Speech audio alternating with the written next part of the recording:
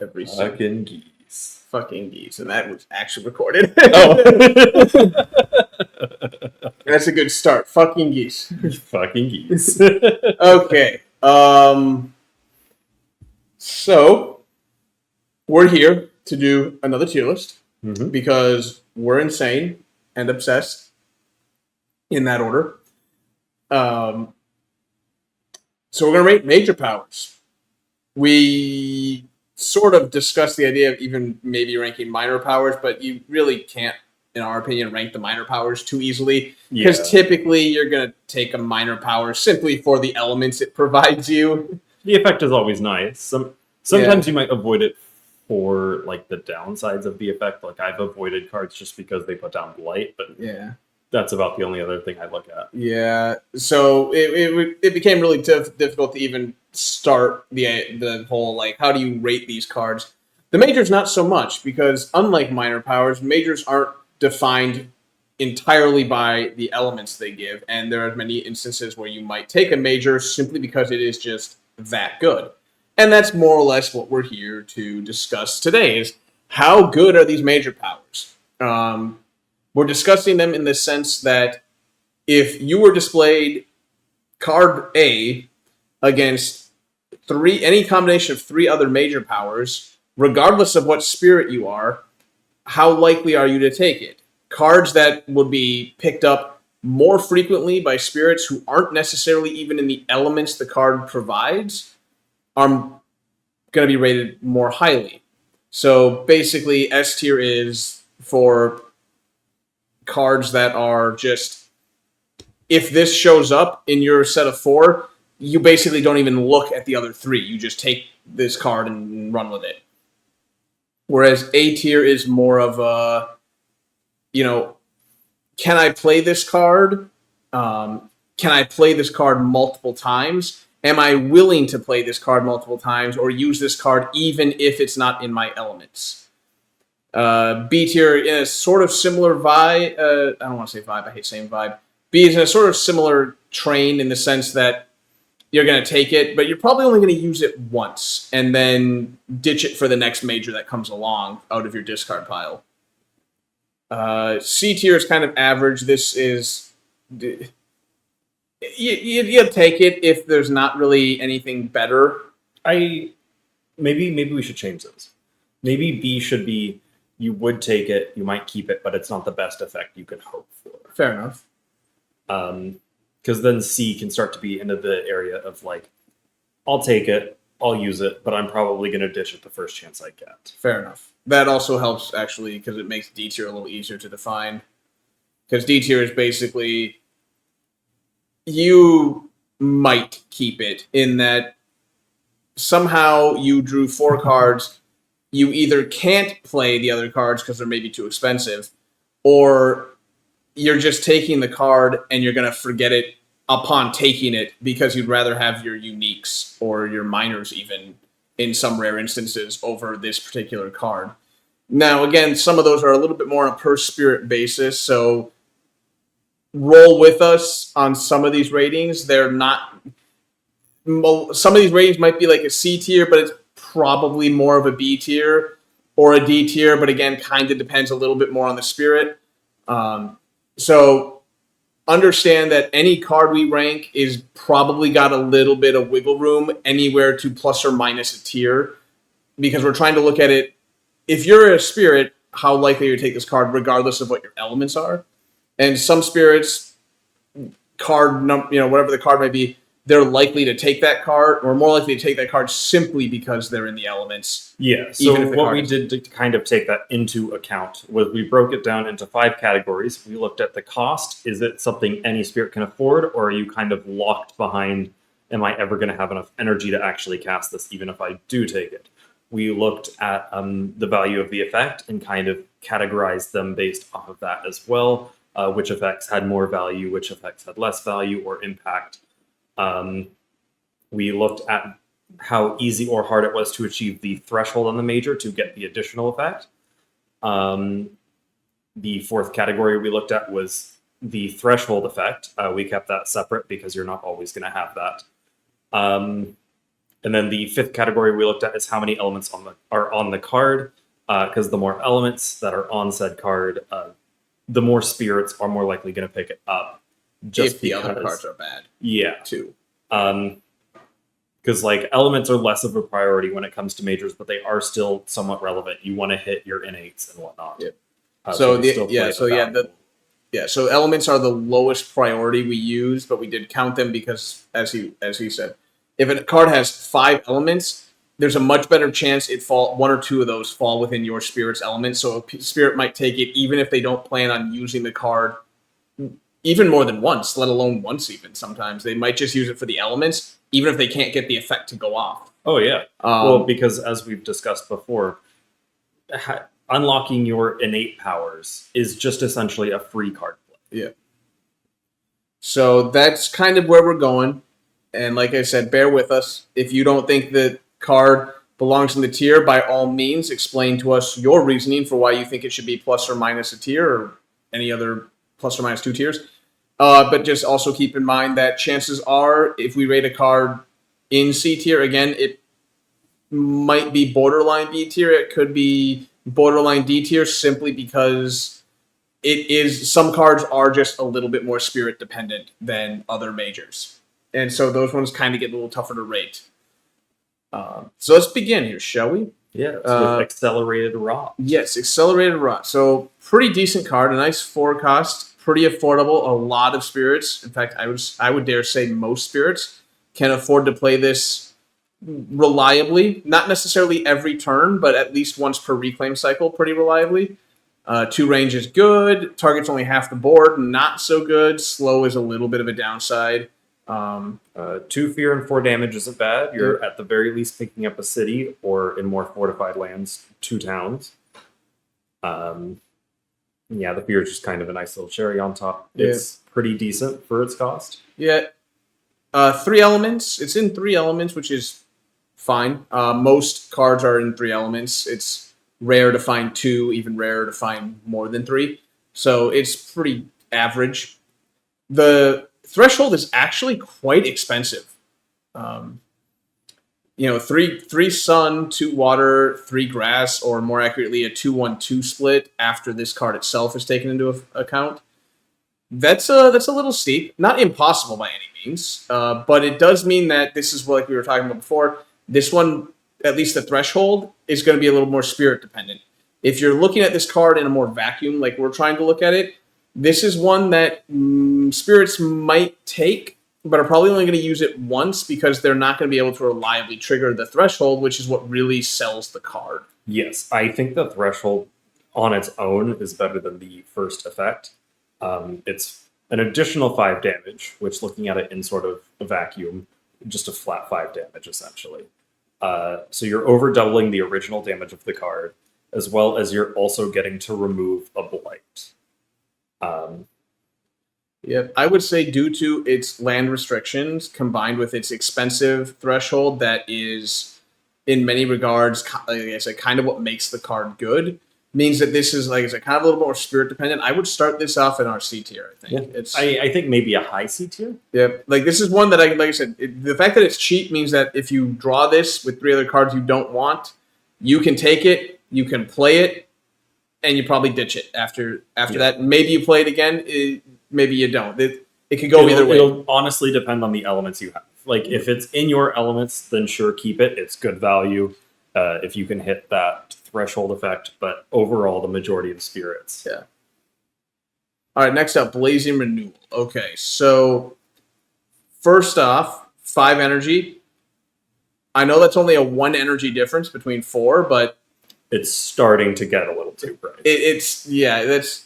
It's one of those things, kind of. I'm going to just reference Magic again because we love referencing Magic here. But like in Magic the Gathering, the difference between a 3-mana card and a 4-mana card and a 5-mana card are staggering. Because in Magic, you're pretty likely to hit 3 mana. Not as likely to hit 4, and much less likely to hit 5 mana when it counts. So the cards, as a result, scale exponentially, so to speak, beyond about 3 to 4 mana.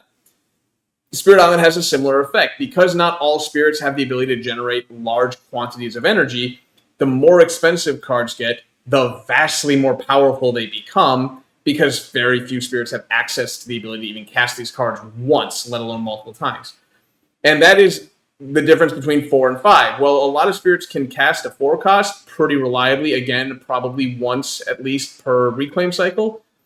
5 can. It's not much of a difference, but it is enough of a difference where you kind of have to work on some spirits, kind of have to work to get that energy. They should theoretically still be able to cast it once per reclaim cycle, but they might have to alter their growth in order to gain 1 or 2 extra energy to make it possible. As well, I should note that we're also assuming they're playing, say, 1, maybe 2 other minor powers, so you're looking at anywhere from 0 to 2 extra energy on top of what just the major is. So again, 1 extra energy does make a big difference. Now the advantage is Blazing Renewal is a really powerful card, even for a 5 mana card or a 5 energy card. Oh yes, at fast can target any player. Yep, it's fast. Yeah, fast damage is huge. Fast damage is absolutely huge. Oh yeah, and getting to add 2 of their destroyed presence in a single land, up to 2 away from specifically your presence. So it's a bit of a weird range restriction, but they kind of had to balance it somehow because it is pretty good.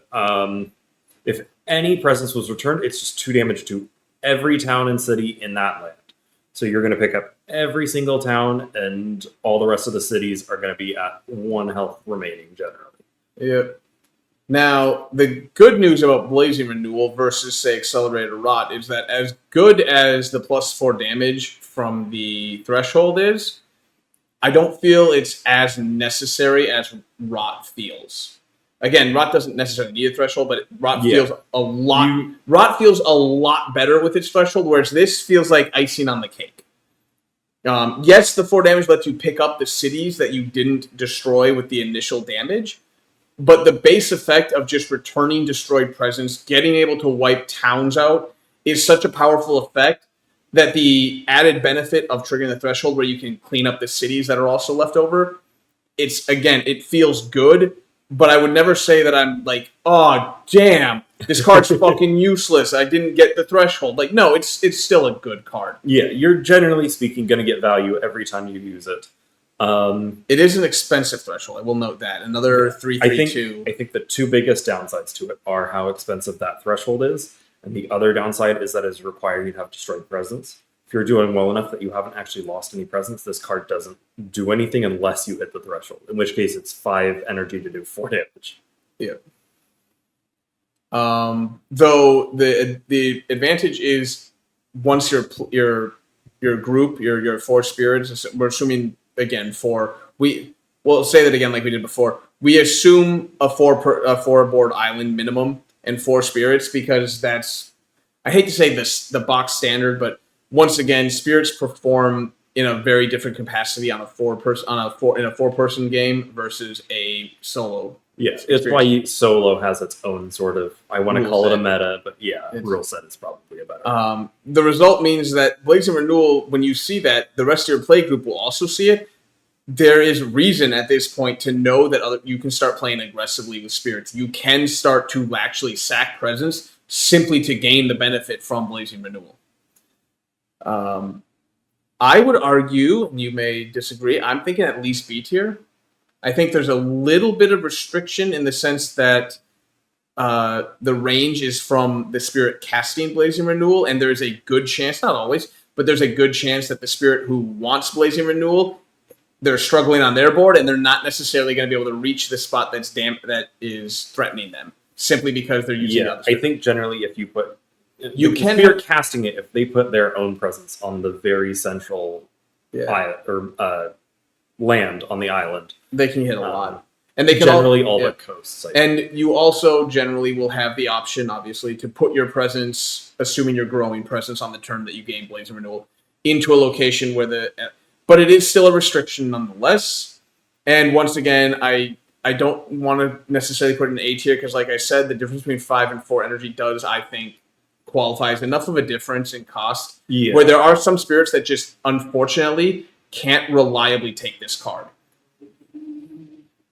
But I think it's still a very good card. So I think B tier unless you have something else you want to say. No, I think maybe as we add more, maybe it could be moved up to A, but I need to see other cards to reference off of. Fair enough. Because we're too early to make any super solid. All right, what do we got next? Blood Rack Plague.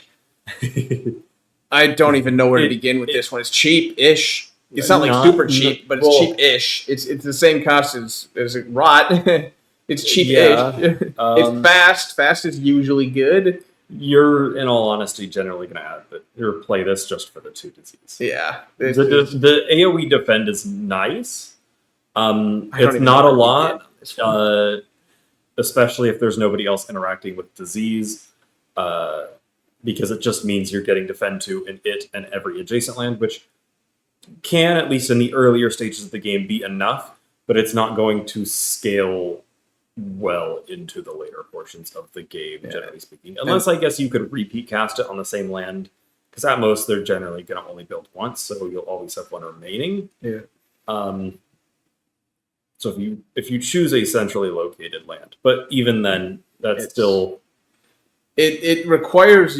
this is one where if you happen to pick up, say, 1 or 2, probably 2, maybe even 3, minor powers, or your spirit itself just happens to be a little bit more disease-focused, this card has a little bit more value. But generally speaking, even the Threshold, which is a little bit of a devotion, you need 2 mountain, 4 beast, which means after this card, you need 1 mountain, not hard, but 3 beasts. Unless you are in beast, you need 3 other cards in play that have beast. This is a very, very devoted card or Threshold.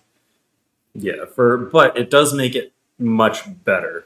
Yeah. Giving you an additional 2 fear, and then for each disease in target land, you get to do 1 damage in target or an adjacent land. It's not going to be a lot of damage. It's minimum 2, but it could be more. This card's really volatile. Give it to say the Lizard, and this card can do some serious work. It'll put out reasonable defend. It could put out reasonable damage. But outside of that one particular spirit, I can't think of anyone else who's so disease-focused that this makes a lot of a difference.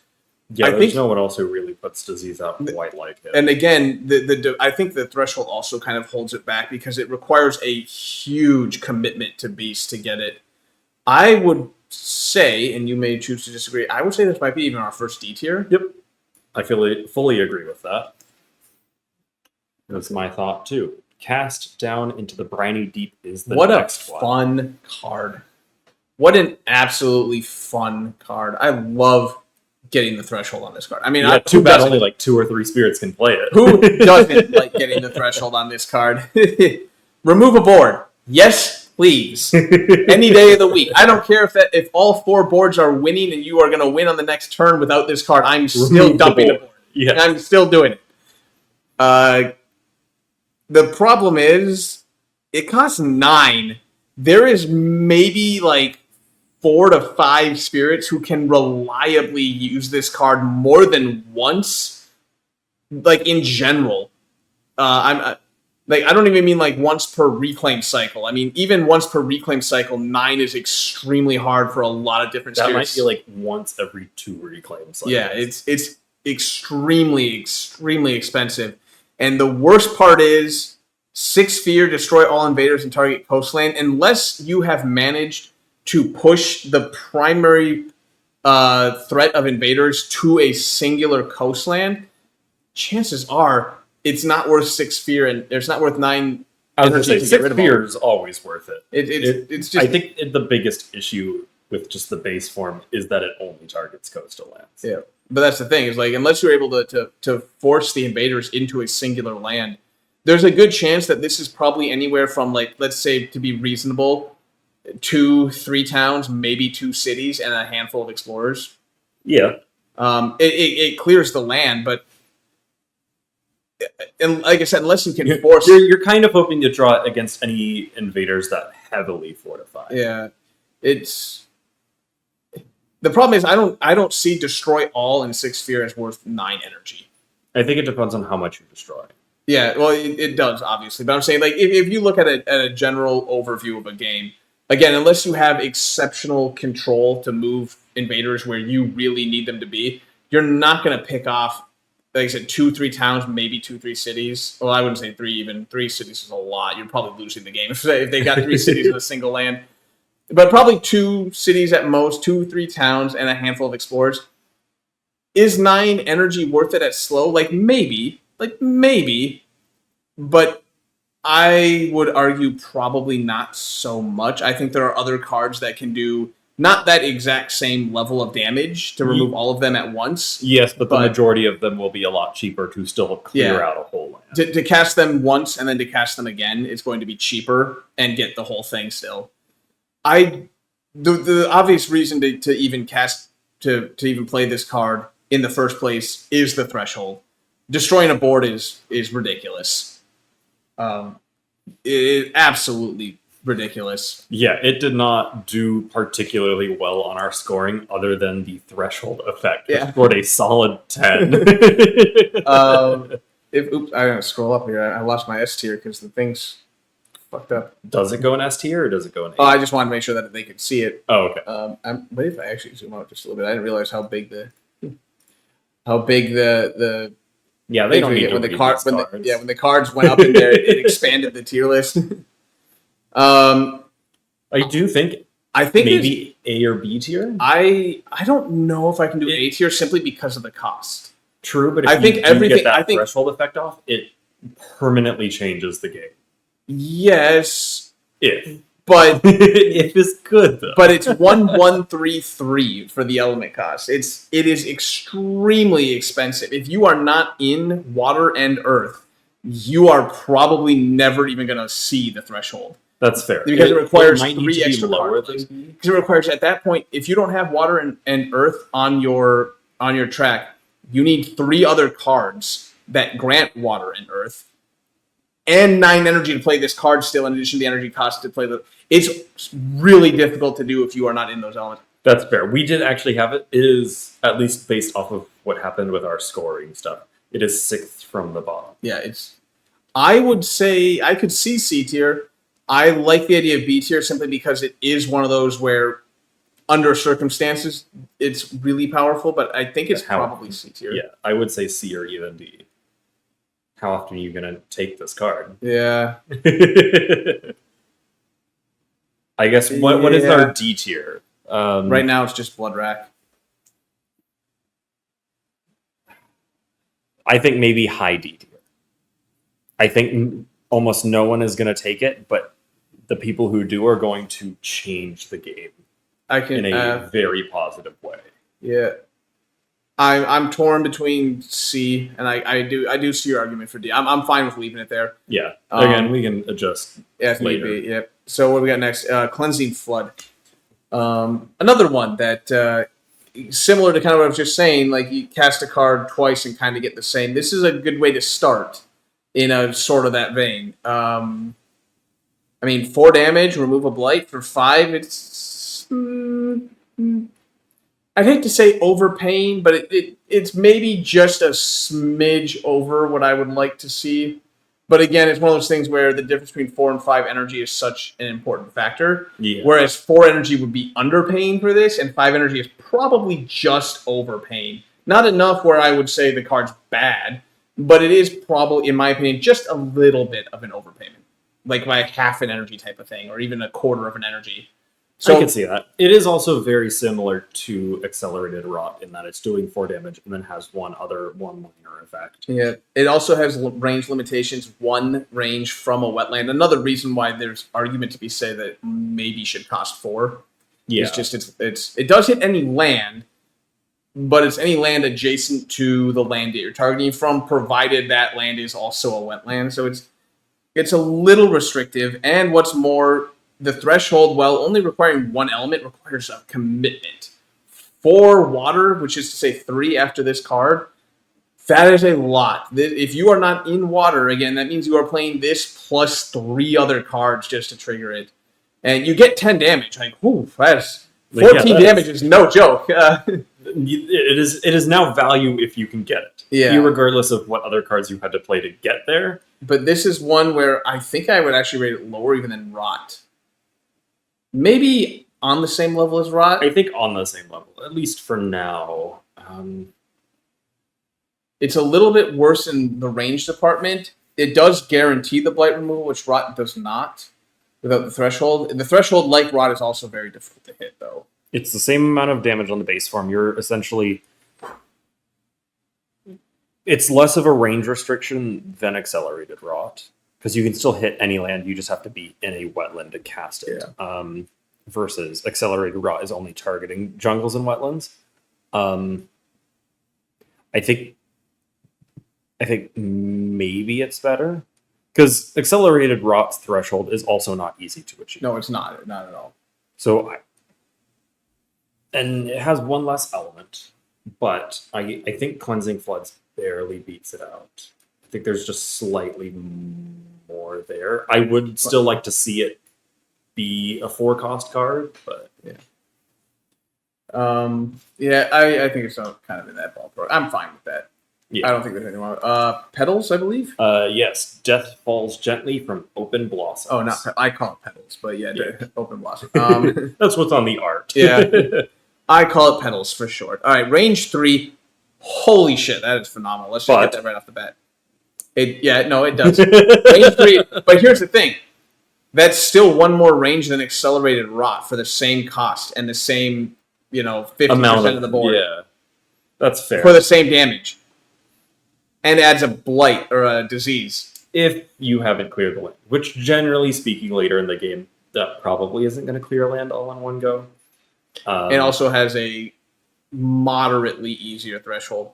This by default has to be on the same level or above Rot, because I do think it's more above. or less the same card and arguably better in many regards. The Yeah. threshold's slightly easier to hit, and I do mean slightly. The range is better, and then it hits it doesn't hit the same 50%, but it hits 50% of the board, which is what Rot does. Well, and that threshold ability lets you add a disease to 2 adjacent lands with invaders, which that part gets to ignore the range restriction. And just adding 3 disease to 3 lands is phenomenal. Yeah, I would put even above Floods if I'm being honest. Do we go B tier? Is it? I don't know if it's quite B tier. It's pretty good, but is it B tier? There's not really a downside to it. Well, okay. There's the half range restriction, but you can kind of skirt around that if you get the threshold. Is it B tier though? Low B or high C. I think it is. I do think you're right. I do think it's better than Cleansing Floods. We could put it there for now and then see how things shape up. That's fair. That's fair. Play it safe, and we can always move things around later. Yep. I think we're just going to say that after every card. we specified at the beginning that this is going to be a tough one. Yeah. Dissolve the bonds of kinship. It's a card. Yeah. It's a card. So this is before the downgrade keyword was invented, but for the sake of argument, we're going to use the downgrade keyword. Well, I don't think that's quite. Oh, it's not quite. No, because rather than turning cities into towns, it turns them into 2 explorers. No, that's just the same damage and health output, but still a different type of invasion. Yeah, that's fair. So yeah, you replace a city with 2 explorers, a town with 1 explorer, and then a Dahan with 1 explorer, and then you push those to as many different lands as possible. I'll be honest. It gets rid of a city, which is great. It gets rid of a town, which, sure, but a lot of cards do, especially in the major power bracket. It gets rid of a Dahan for reasons that make sense to somebody, I'm sure. I get it. The bonds I get it. There's all the bonds of kinship. Yeah, it's not necessarily not, but still, whatever. Yeah. Push them to as many different lanes as possible. Like, god damn. I hate that effect.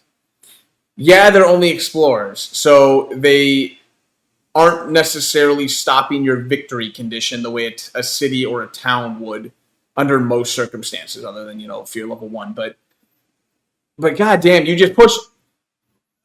In a best case, I don't even know. I don't even know what qualifies as the best case scenario. Do you count is hitting a city the best case scenario, or is hitting just?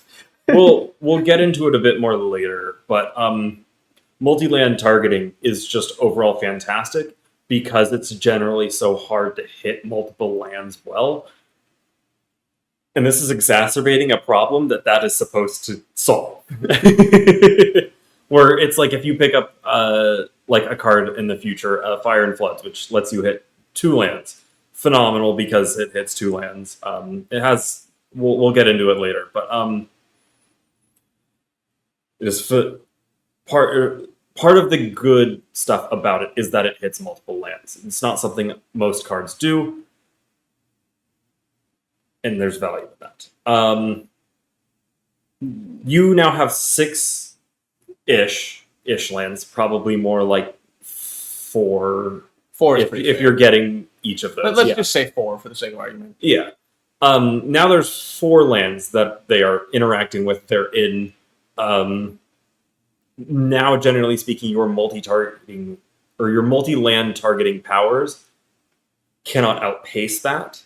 Like, yes, they might not be building in those, they might not be ravaging in those, but they're still there and they're still doing things. Yeah, they're still there. Event cards could trigger based on them being there. There's a lot of nasty stuff about pushing explorers. Like if it was to just push them all to one other land, then I think it would be better. It'd be a very good card at that point because you could get a lot more value out of that. But scattering to the winds. Scattering it. There's a couple other cards in the game that have scatter effects. I generally just don't like scatter effects. Scattering doesn't usually help. Few exceptions, but it doesn't usually help. The threshold is respectable. 1, 1, and 2 after this card. Fire, water, and beast, respectively. Yeah. Before pushing, all the explorers and all the towns or cities that are left deal damage to each other. I mean, I guess if you target a super fortified land, I'm talking like England level fortified, you'll get some value out of the threshold, but there's a very good chance that when you use this, there's at best a single town left, and there's a very specific amount of pieces you need for this to be good value. Otherwise, all you're doing is you're not clearing a land, but you got a little bit, or you're sort of clearing a land and then pushing it all around that land. Yeah, dispersing it. This one is, I think, very clearly somewhere in D tier. I don't see a lot of it. What little value it provides is very restrictive. Yeah, especially for very poor energy cost. Yeah. I mean, it's in 3 elements, but most things are. Yeah. Next up, entwined power. Yeah. This is, I think, our first. Yeah, this is our first support card. We had the utility already, and it's incredibly cheap. The cheapest energy cost within the realm of major powers. Yeah. So this is a card damn near any spirit can play. In fact, you'd be hard pressed to say that there's spirits you can't play at 2 costs. In addition to the other cards, anyways. You and target spirit may each use each other's presence to target powers. Not necessarily the best effect in the game, but it can still be extremely valuable and do some very nifty and sometimes just downright nasty stuff. Well, yeah, because I think we've talked about because Volcano could erupt and target from someone else's presence. Could he not for that? Yeah. Yeah, it's pretty disgusting. There's a lot of just really interesting, if nothing else, effects you can get you can pull off with this card. Combining it with the bird. Yep. To tie lands together. Oh yeah, it's insane. And then you gain you both. Yeah, you both gain a power card. The other spirit gains a power card first, and you gain one of the remaining 3 that they did not keep. That's a cool little effect. Nice little utility to go with the support. It's fast, which, I mean, it kind of has to be the way it works. So there's nothing wrong with that. I do think it's interesting. Something I should note that I don't think we talked about when we looked at this. It is gain a power card. You get to keep one of the ones they did not keep. I don't think that you have to forget to take one of the remaining cards. Normally, they put a specification that it says gain. Must. It says gain. You would have to. You would have to. Oh yeah, because take is the keyword for ignoring those effects. That's right. So you would have to. If they chose a major and you wanted to keep one of the other majors, you would have to ditch. Unfortunate. I got excited. Not it's wait a minute. Interaction. It does not say take. Unfortunately, the threshold is actually, unfortunately, quite expensive. Not as powerful as you might expect for it being that expensive. Similar to Blood Rack, it's at 2 and 4. In this case, water, grass, respectively. meaning after the card it's a 1 and 3, and it just lets you exchange. You and target spirit gain 3 energy. You gain 3 energy, and then you may each gift each other a power card from hand. There's definitely some value. Like there are times, I will admit, where that gift part has been pretty cool. There's been a couple of times where I've watched a spirit take a card I want, and I've got Entwine. I'm like, do you mind? Yeah. But it's very niche nonetheless. Yeah, I was going to say, I think you could almost ignore the bottom effect and just say, I am perfectly content with paying for the first effect. Yeah, the 2 energy for the top effect is still a very good deal. Everything else is icing. Do we think A tier? I don't know. I definitely could maybe see an argument for A tier. But I think the fact that it is a little bit more restrictive as to which spirits can truly abuse this effect, or even certain power cards are required to really abuse this effect. I saw it as a way sort of to allow, because normally you might have a spirit who's behind and you might have a spirit who's ahead. Yeah. This allows the spirit who is ahead to come help on the other board without actually having to commit presence to that board. Yeah. It's like I said, I definitely see there's definitely argument. That is good. I can definitely see an A tier for that. I mean, I'm fine with it. Because like if the spirit who's struggling knows, and this is obviously is requiring you to somehow get this card, and if you're even looking for majors at that point, but to take it and go, I know I can't deal with my board anyway. I need some help. I can help you. Yeah. Help me. Yeah, that's true. Help you. It is a very good support card, and it has a little bit of utility built in to really sell it. And again, it's dirt cheap. Every fucking spirit can play it. You'd be hard pressed to find a spirit who can't afford to pay 2 extra energy to play this card in addition to 2 to 3 other cards. Yes, my baby, our biased card, my little baby, Fire and Floods. God, I love this card. I love this card so much. And I'm sure many other people do too, but the thing to remember is that the reason I and many other people love this card is because this is a card that wins you the game. It's a hugely flashy card that does all sorts of work, and as a result, it wins you the game. The problem is, that's why it's memorable. You don't remember necessarily all the games you've lost when you've taken this card. You remember the games where you're like, yeah, I drew Fire and Floods, and boom, game 1. Like, yeah, like the day that you messaged me, you're like, what's better than a Fire and Floods? Yeah, when you copy paste Fire and Floods 3 times in a single turn and make it fast. Yeah, that's sky stretches. Yeah, give it an additional 3 range. Such a great card. I will say this. Let's try and actually talk about the card and not the not just the events that make it look good. Yeah. It does have a very, very, very, very minor restriction in that it requires a sacred site to be targeted from. That's not a deal breaker, but it does mean that some spirits have to either purposely build a sacred site, because not every spirit builds a sacred site by default. But you're also that's not like that locked to. You are locked to having to split damage between lands, which oh no. Yeah. The big problem here for me, and this is what we're going to talk about in terms of why it's going to get rated the way it does, is it costs 7. That's really expensive. Not every spirit can play this card. This is similar to the cast down problem, even though it's a little cheaper. Not every spirit can play it, and here's the kicker. 4 damage to 2 separate lands, as you'll see as we go through a lot of these other cards, it is not hard to do 4 damage to a single land for about 2 to 3 energy. I mean, we've seen a few that cost 4 already. Generally, they have other effects on too. But there's quite a few, and again, we'll get to them. And these are the ones we're going to get to are some of the more power prep cards, obviously. But it is one of those things for sure where it's about, I would argue, about 2.5-ish energy to do 4 damage to a single land, which means to do 4 damage to 2 lands is going to cost you about 5-ish, maybe 6-ish energy.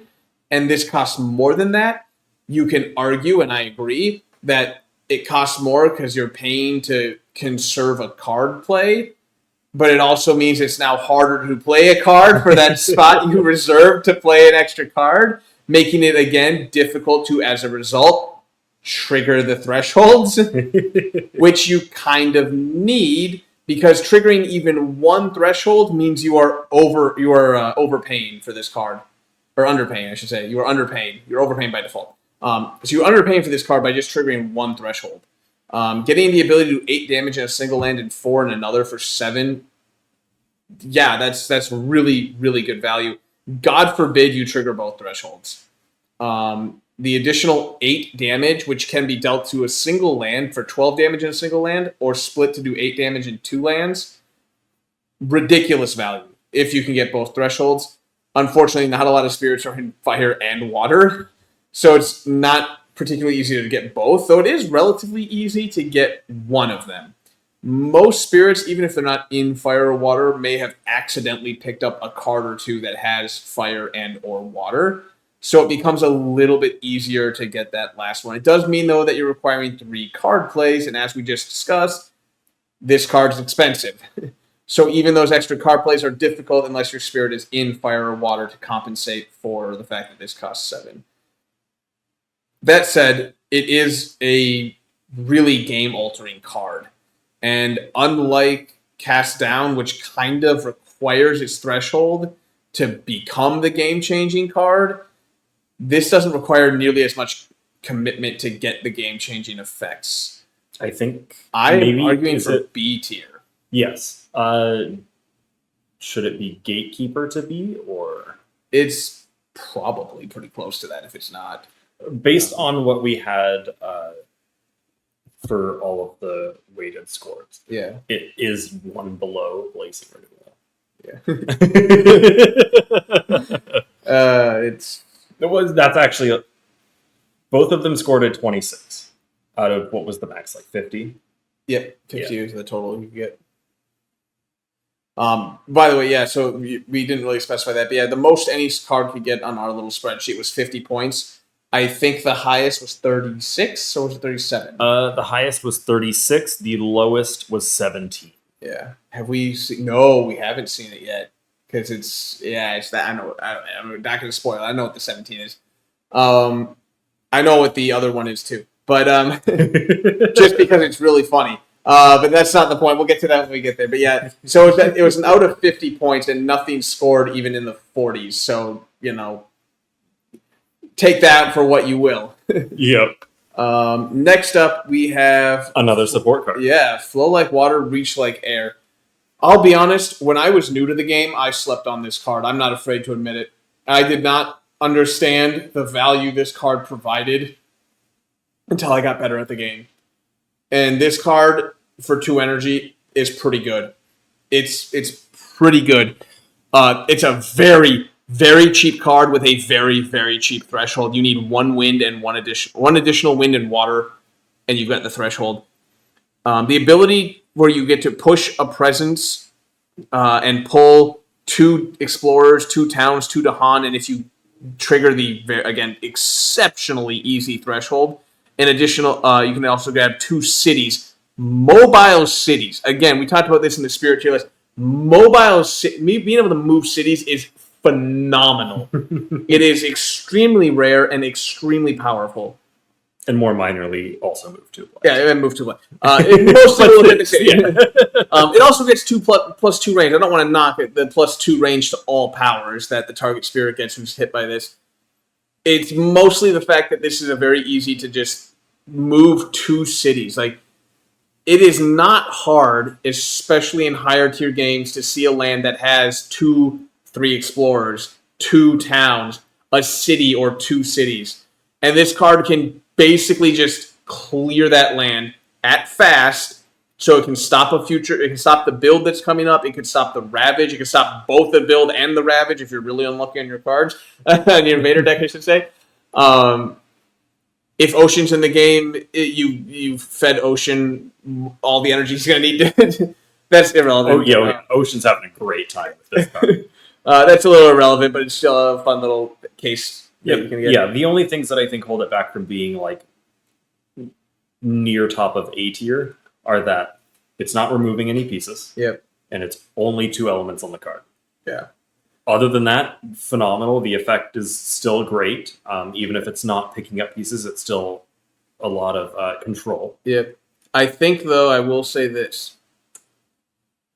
While it's a cool support/utility card and control card, the fact of the matter is, when you compare it to this card plus any combination of 3 other cards, it's not always going to be the best and default choice, which means I feel like it's kind of like a B, maybe C tier type of thing. Maybe a low B. I see B tier because I can see you replaying this multiple times. It's a cheap card. Oh, yes. It's a cheap card, so you don't necessarily feel Moving pressure. cities. Yeah, you don't feel pressured to ditch it because you played it and you're not going to play it again, type of a thing. But I don't think it's quite A tier because I think there's many other cards that it's just, even if they're not necessarily as powerful as moving 2 cities, they're still getting more value on the board than what this is providing. Yeah, like I'd rather just take something with like a flat 4 damage than just move this stuff. Yeah, so still a very good card, but not quite like the supreme cards. Yeah, there it is. All right. Grant hatred a ravenous form. Where do we even begin with this one? F tier. So we mentioned our minimum that we got on our spreadsheet was 17. This is the holder of that number. Which is really sad. We're going to spoil it right now. When this card actually took the bottom spot, there was a different card that had the bottom spot, and we didn't think anything would beat it. Oh yeah. We did not think anything would beat it, and this card somehow managed that. Now let's like I said, I don't really. It is the only one who managed. Yeah, that's the only one. So I don't really know exactly where to start, other than 4 energy is reasonable. A lot of spirits can afford that, so it is accessible. Yeah, I should probably also preface that it's still not a bad card. It's just very spirit dependent. Yeah. Spirit and probably game state dependent. Yeah, because the effect for each strife or blight in target land, 1 fear and 2 damage. Okay, so most of the time you're not going to have more than 1, maybe 2 blight. So, I mean, in that regard, it's 4 energy for 2 fear and 4 damage. The strife is a little bit tougher because not every spirit is going to be throwing down strife tokens left and right. Even the ones who do, like Delirium, it's not really in his elements. I mean, yeah, outside of like arguably he just has a remove and do damage to things with strife anyway. Yeah, he doesn't really want this card per se. There's some argument that maybe like Shadows could use it. It's in 2 of his 3 elements, and it's in 2 of his more important elements. Didn't he get an aspect that interacts with strife too? Yep, he has an aspect that puts down strife. But either way, strife is not an extremely popular token for spirits to use, and as we've discussed in our spirit tier list, kind of the weakest token. As to say, not only is it kind of the weakest token, so it's not one that a lot of spirits are going to be purposely looking for, which means you're going to be relying heavily on the or blight part of this to get your fear and damage, and it's unless you have like say what's the one that pulls 5 blight? I just lost the name of it. Focus the Lansing. Yes, thank you. Focus. So unless you have focus, where you can draw a bunch of blight into a single land, or maybe there's a few minors that let you move 1, maybe 2 blight, you're not necessarily going to have a lot of blight in a single land, and as a result, this card is just not going to do a whole lot for the most part, unless you're in a really, really bad board state. And then the problem is this card's not enough to save you when you're in that really bad board state. It can clear out a land, but if you have a bad board state, it's usually not 1 land that's the problem. Yeah, because all of the spirits that I think would take this just because of the blight effect, Tiny, maybe Wildfire, probably a couple others. Wildfire is generally clearing out the land anyways. You don't need the bonus damage. Tiny. He doesn't. He's not kill in the elements. He's going to kill him in the that too in the Ravage phase. He doesn't need this. I mean, you can argue it's cleanup for him, but like he doesn't really need that. Yeah, the Invaders but do it's a really also good not job contributing any earth to him. Yeah. which is his most. We didn't talk about the bottom part, but it's kind of useless. If this destroys all invaders in target land at a beast, well, as we just discussed leading up to this, if this is destroying every land or every invader in that land, then chances are you somehow have like 4 blight in a single land. Yeah. So and 1 beast is at that point do you need the beast in a land without any invaders? Like you kind of want beasts in lands with invaders. Yeah, and then there's the threshold, which is really devotion. It's another one of those really heavy commitment cards. You need 4 in total, so 3 after this card, Moon, and 1 fire after this card. And then you get a strife in up to 3 adjacent lands, which I guess kind of sets you up for a follow up with this card, assuming whichever land you want to target isn't going to lose the strife between this card and when you play it again, whether it's next turn or 2 turns. Congrats, you got a guaranteed 1 fear 2 damage. Yeah. It's really bad. Or they ravage before it even goes off. Yeah. It's really bad. I think we do have our first F tier. Only in 2 elements, so it's really this card's really restrictive and just as a result really bad. Again, it has its uses. There are spirits that it's phenomenal on. Delirium, although he might not want it. I would argue the person who probably wants it most is probably Trickster. He could definitely, he could make use of that for sure. But then again, he's probably also okay without it too. Yeah. Reclaim Roller Coaster will do work. Yeah. This is going to be our first Indomitable Claim. All right. Well, Proliferation. We've discussed it before, and we're going to keep saying it. Although we'll try and cut the discussion down. It's fantastic. Proliferation is the best mechanic in the game. Any card that says put presence onto the board is by default phenomenal. This one has even the added benefit of you can put it down even in a land you could not normally do so. That means, yes, Ocean can land inland. Lure can go on a coastland. I don't know any other really restrictions besides them. I guess Mountain could go on a non-mountain, or Volcano can go on a non-mountain. He could technically then start to build a new volcano there, couldn't he? Yes, he could. Because once he's there's a lot of really unique and interesting things you can do with this. The Defend 20 is... It's saving a land. Yeah, I think I don't think I've ever seen the invaders. The Defend 20, the Defend 20, I think, is more as a way to protect your presence and allow you to put it in a land that is ravaging, and to a lesser extent, even encourage you to put it into a land that is ravaging. I mean, it's proliferation. It's defend. Yeah, it is a good amount of defend. Yeah, 20 is insane. We've talked before how defend is among, if not the weakest mechanic in the game. But if you got defend 20, well, it doesn't matter if it's the weakest mechanic. That's I dare the invaders to do 22 damage. Yeah. Threshold is really easy to achieve as well. It costs 2 additional card plays at most if you're not in Earth pretty much. Yeah, because it's a 2/3 with Earth being the 3. Meaning it's a 1/2 after the card. Grants 3 extra fear. No one's going to knock fear. But it only works if invaders are present. They probably should be, because you get Defend 20, or more accurately, when this card is thresholded, they just skip all actions. Build, Ravage, what have you. Kind of makes the Defend now irrelevant. Yeah. But it's a nice little touch. This is another one, as we talked about on several other cards, and we'll continue to talk about, where the threshold is more or less irrelevant to the card. Stopping a build from the skip all actions has definitely got some value to it, but really, like if they do happen to double stack with the invader deck. Yeah, but really, all you want out of this card is the free proliferation for 4. Keep it, spam it, just to make the game go fast, and then ditch it once everyone's real comfy. Yep. Where do we slot this? Is it our first S tier? It is proliferation. It is proliferation. Yeah. I think that has to almost be maybe reserved for just for S tier. Yeah. Proliferation is insane. Extreme value. But like how we almost named that tier after one of the cards that's going to go there. Spoilers for those of you who don't.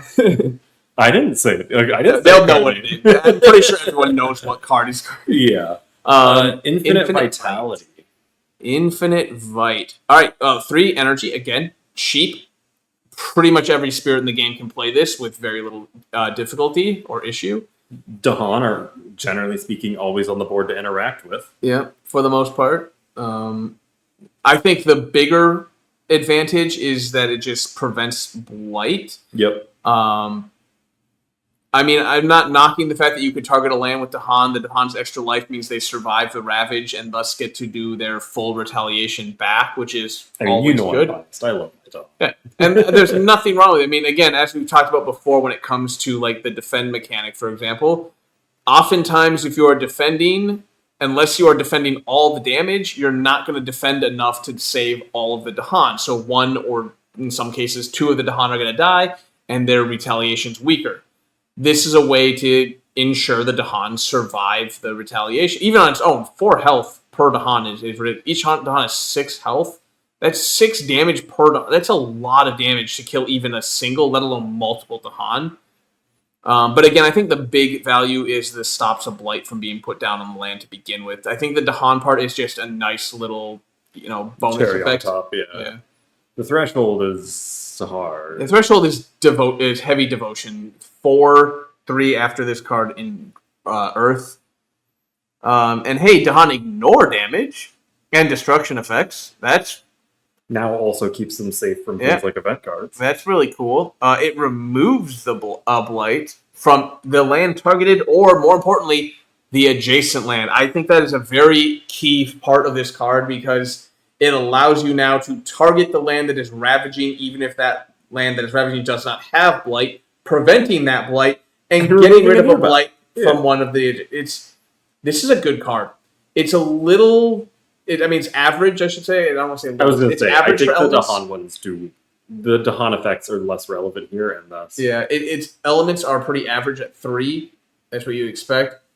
As far as in a vacuum, if you had this card and 3 other of any cards being offered, I think the only thing you take over this card would generally be a card in your own elements that you plan to use. I think that gets. I don't think so. You don't think so? I think there's others I would rather take as well. You want to say C tier?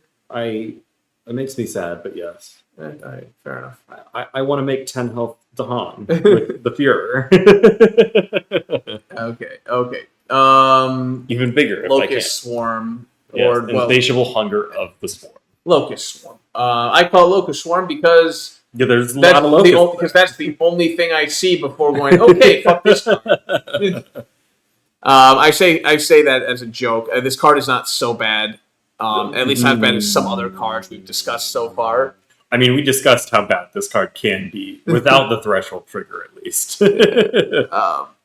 So it does have the restriction of a sacred site, which minor inconvenience. It is cheap. Doesn't add a blight. It is cheap. 4 mana or 4 energy. It is 4 energy again, as we discussed already. Is kind of hitting that point where some spirits aren't necessarily going to be able to cast this, but it's still pretty consistent for most spirits to be able to use this. So it adds a blight, adds 2 beasts, gathers up to 2 beasts, and then deals 1 fear and 2 damage to invaders, and then 2 damage to Dahan, and then destroys 1 of the beasts. So you're guaranteed 2 beasts, which means you're guaranteed 2 fear and 4 damage to invaders and Dahan, and you can do up to, technically you do the upward is no limit because technically you can have like 8 beasts in the land, add 2 more, then gather 2 more, and you have 12 beasts all of a sudden. But I would say it's pretty fair to say that you're probably doing anywhere from 3 to 5 fear, relatively reliable. 3 to 5 beasts. So you're gonna have 3 to 5 fear at some level of reliability, and that means 6 to 10 damage to invaders and Dahan. And then you lose a beast. Losing the beast is kind of sort of fair. The big problem is you kind of need to It's a weird tax. So normally I would say you're just slightly underpaying for the effects, but then you tack on adding a blight, which is essentially like if they ravaged anyway and then just died, and you're losing one of the beasts you're creating. While the downsides aren't really in the targeting or the cost, they're all in the effect, which would cause me to say that you are decently overpaying. Yeah. It's a card. But if you get the threshold effect, which is just repeat it on an adjacent land, Expensive though. Expensive threshold. yes. But if you do get it, I think then now you are underpaying for the effect. I see this as kind of a D tier card. You kind of got to be desperate. Yeah. Desperate or have a lot of beasts. If you have a lot of beasts, you can make really good use of this card. Yeah, it's kind of like grant hunger or hatred a ravenous form, where it's like there are spirits who would absolutely love to have this card, and it would be phenomenal for them to have it. Right, but I think this card has a better built-in ability to use it than Ravenous because it puts the 2 beasts there. Oh yeah, no, I'm not saying it's like on par. I think it's still better because there's always still going to be beasts on the board. I'm just saying it kind of fits along those lines. No, I get there's certain spirits that look for it, and no one else cares. Yeah, I get where you're coming from. I understand that. Instruments of their own ruin. Another 4 cost. Adds strife. Each invader with strife deals damage to other invaders in target land. Yeah, it's the base effect is rather lackluster. Yeah, for You 4 energy, I'm expecting a little bit more than that. Yeah, you can only kill a city with it if there is already another city in the land. Otherwise, you're getting a town and explorer, or just a town, or a handful of explorers, or whatever. Yeah, or like 2 explorers. Yep. And to make kind of insult to injury, I should say, it's a really expensive threshold. Especially when the threshold effect is likely what you are paying for. Right. Did you do the honors? Yeah, so instead, if invaders ravage and target land, they damage invaders in adjacent lands instead of Dahan and the land. Dahan and target land do not fight back. So now, you've completely prevented the ravage on the land because they don't do damage there. They're not doing damage to the land in the other lands that they attack, and they're just clearing away everything around it. So you look at one fortified land and you go, I'm gonna use these motherfuckers, and you're gonna kill every surrounding civilization around you. The threshold effect is more than worth the cost. It's just a matter of can you hit it. Yeah. If you aren't in Sun, it's gonna be a tough one. Any card that costs 4 of any one element is automatically steep, and 4 of multiple cast down. That's a lot. That's a lot. I don't know. C, maybe D. I'm thinking C, but I think D. I think so. I want to put it like higher though. I think the threshold kind of cast down. Because it's just these are both kind of getting sold on their threshold. This one's a little bit more affordable. I guess, yeah. It's also in more elements and cheaper, yeah. No, they're both in 4, aren't they? Yeah, they're both in 4. Oh, yeah, you're right. Yeah, so this one's just a little bit more affordable. I want to give it the point because this is a card that could theoretically just be a one and done. It's cast down. Oh, yeah, it should definitely be above cast down. It's like 2 or 3 times past the point of All right. Manifest Incarnations, I believe. Yeah, I'm looking at the picture and trying to remember the. This is such an interesting card. It's a little pricey, a little bit. 6 energy is it's not what one might call cheap, but it hasn't quite reached the echelons of truly expensive, though it is restrictive enough. There are spirits that just will not be able to afford this card plus the rest of their card plays. Yeah. The restriction of being at a range 0 and targeting a land that has a city, that's a steep cost, especially as a slow card. So it is pretty limited in that. But a flat 6 sphere is technically pretty decent. Technically, you should read it as a minimum 7 because it always guarantees that there's going to be a city in there to get you that 1 extra fee. Gotcha. That's fair. That's fair. But it's 6 base. Yeah. But it's 6 base sphere. Generates additional fear per city and town. I guess it also gives you fear for how much presence you have in the land. And for each of your presence. I don't actually think I think somehow I have glossed over that in the several times that I've read this card. Yeah. That's okay. I mean, it's generally going to be only 1 to 2, depending on if you unless you're Volcano high stacking it and you can't. Volcano's just playing it for the fear. You're generally probably not going to see more than 1 or 2 fear from the presence aspect. So you get a good chunk of fear out of this. In all fairness, you remove a city, fantastic. Remove a town, may as well. And an explorer, I'm not knocking it. Sure. Then the remaining invaders ravage and target land. There are many a situation in which this card clears the land. So the ravage is irrelevant. In the event that the ravage is relevant, there's a very good chance you don't even bother using this card. Maybe you do, maybe you don't. It depends on the board state a lot. So the way I read this card personally is remove one of everything, of every type of invader, gain a shitload of fear, and move on with your life.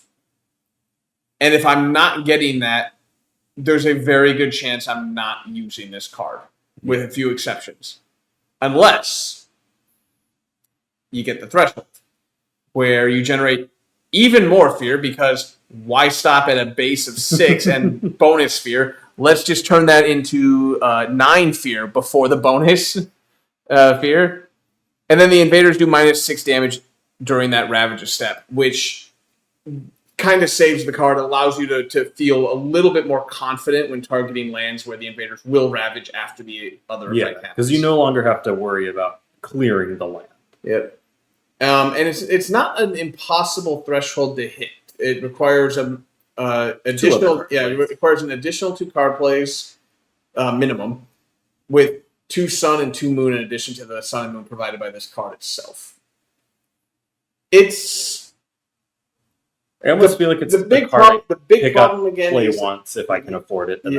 That's great. See, the big problem is that the spirits who want this card have a difficult time casting it with 2 other cards to get the threshold.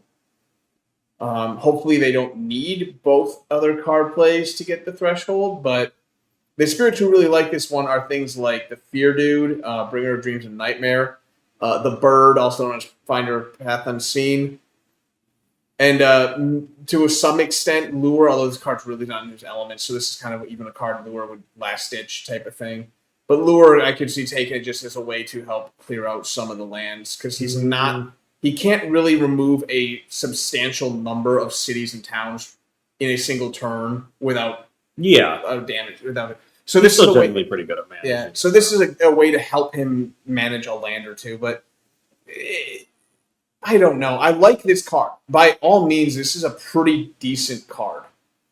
I don't know if it's super good, though. I don't know if I want to put it too high. It's my thing. I do play a lot of spirits with those elements. I've never really taken it. Yeah. I see at least C tier. I'm thinking it's not horrible. I think there's a lot of value. It's still, again, it's kind of a card I would pick up and go, I'm going to play this and hope I generate a fear card off of it. Yeah. That's about what I'm hoping for. Yeah. And you can definitely generate fear with this. It's a very good fear card, if nothing else. Yeah, I think we're content with that. All right. Next up, Miss of Oblivion. I have such a love-hate relationship with this card. Yeah. Because on the surface, it looks so good, but so few spirits can capitalize on it is the problem. So few spirits are able to really capitalize on it because it suffers from the problem of being a moderately expensive major power. And in order to benefit from its, if you destroy a town or city with this card, you gain additional fear. Means that you have to be using either other major powers, which only a few other spirits can play multiple major powers easily in a single turn, or you need to have built-in damage on your innates or some sort of minor powers that can set up this card for success. Yeah, my thought is either you want to kind of have another card that does damage to each invader, or you just play Shroud. Yeah. It's kind of just Shroud's major. Yeah, like I said, this card requires a lot of setup, and I want to like it. It is by no means, strictly speaking, a bad card, but it's a combo piece. It requires other cards or your innates to set this card up for success and be the card that it wants to be.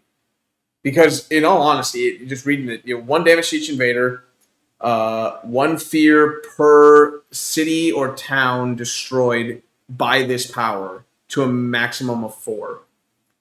It's good. It's just a matter of dealing the damage to everything before this card comes into play. And that requires either another major power, which, as I said, not every spirit can play multiple major powers in a single turn. 1 per turn, maybe, but not multiple in a single turn. There's only a handful of spirits who can do that.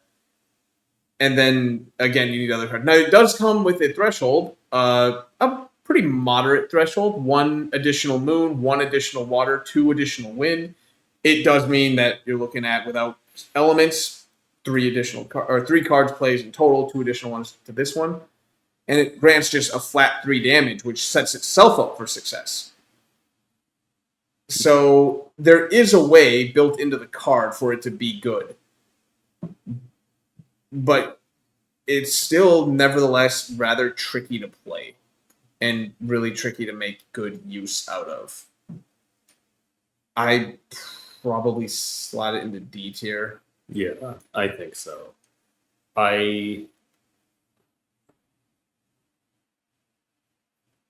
Maybe below Instruments of Ruin.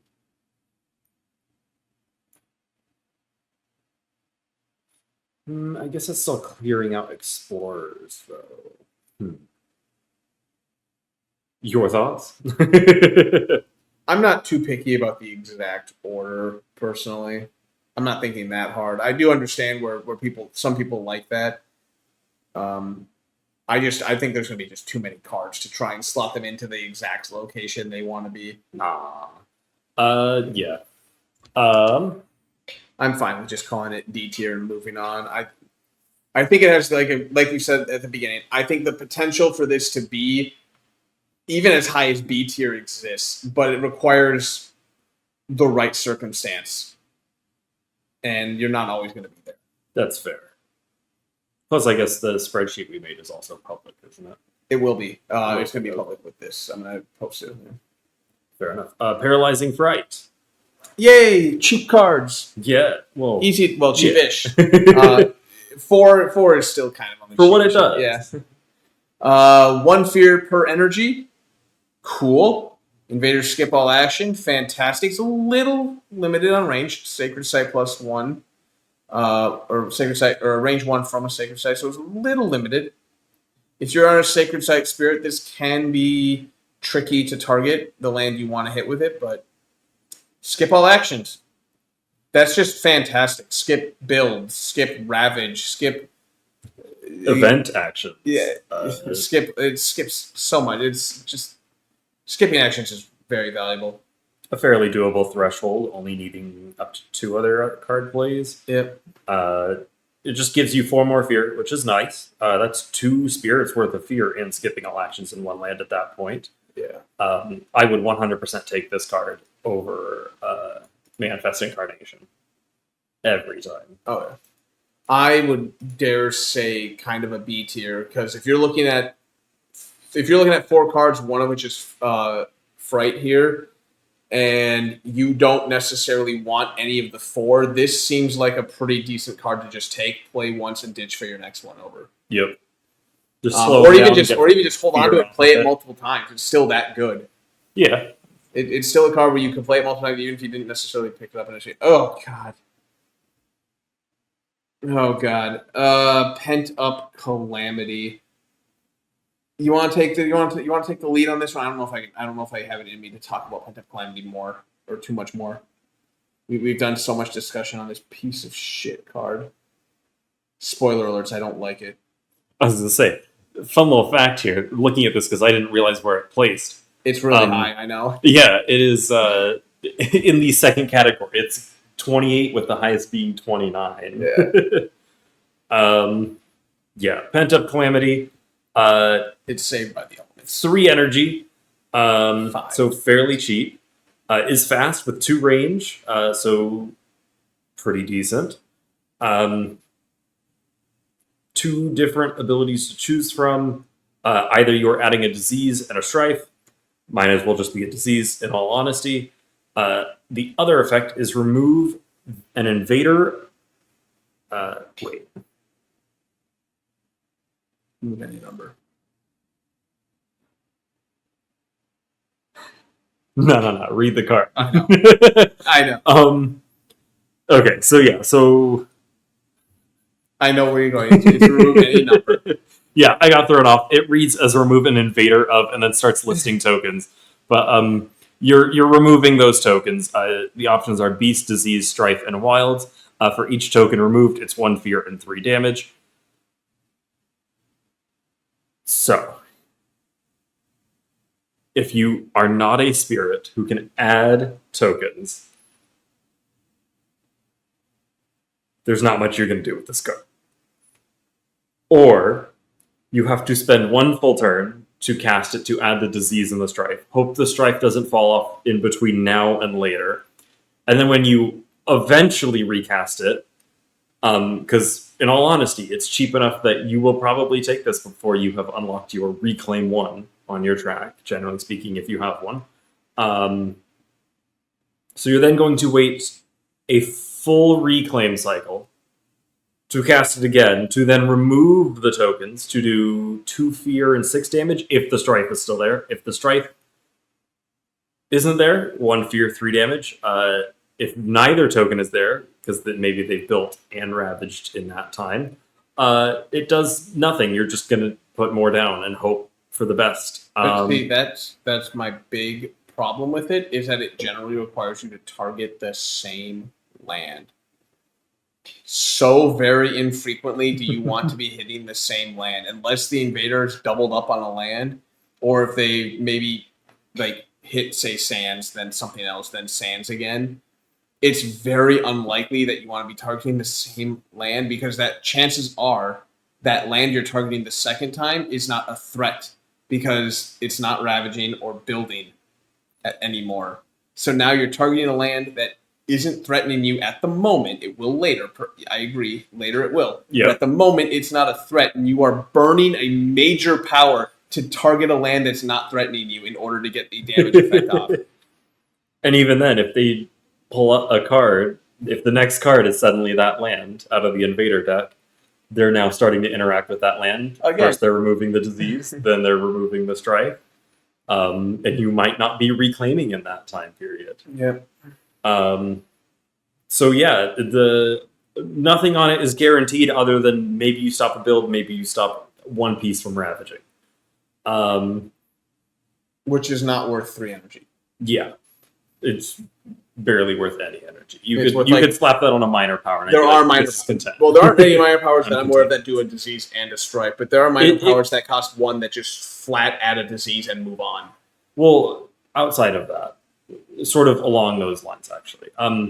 You have things like Shore Seeds, which adds a Badlands and a Wild. Significantly better tokens at a cheaper price. Yeah.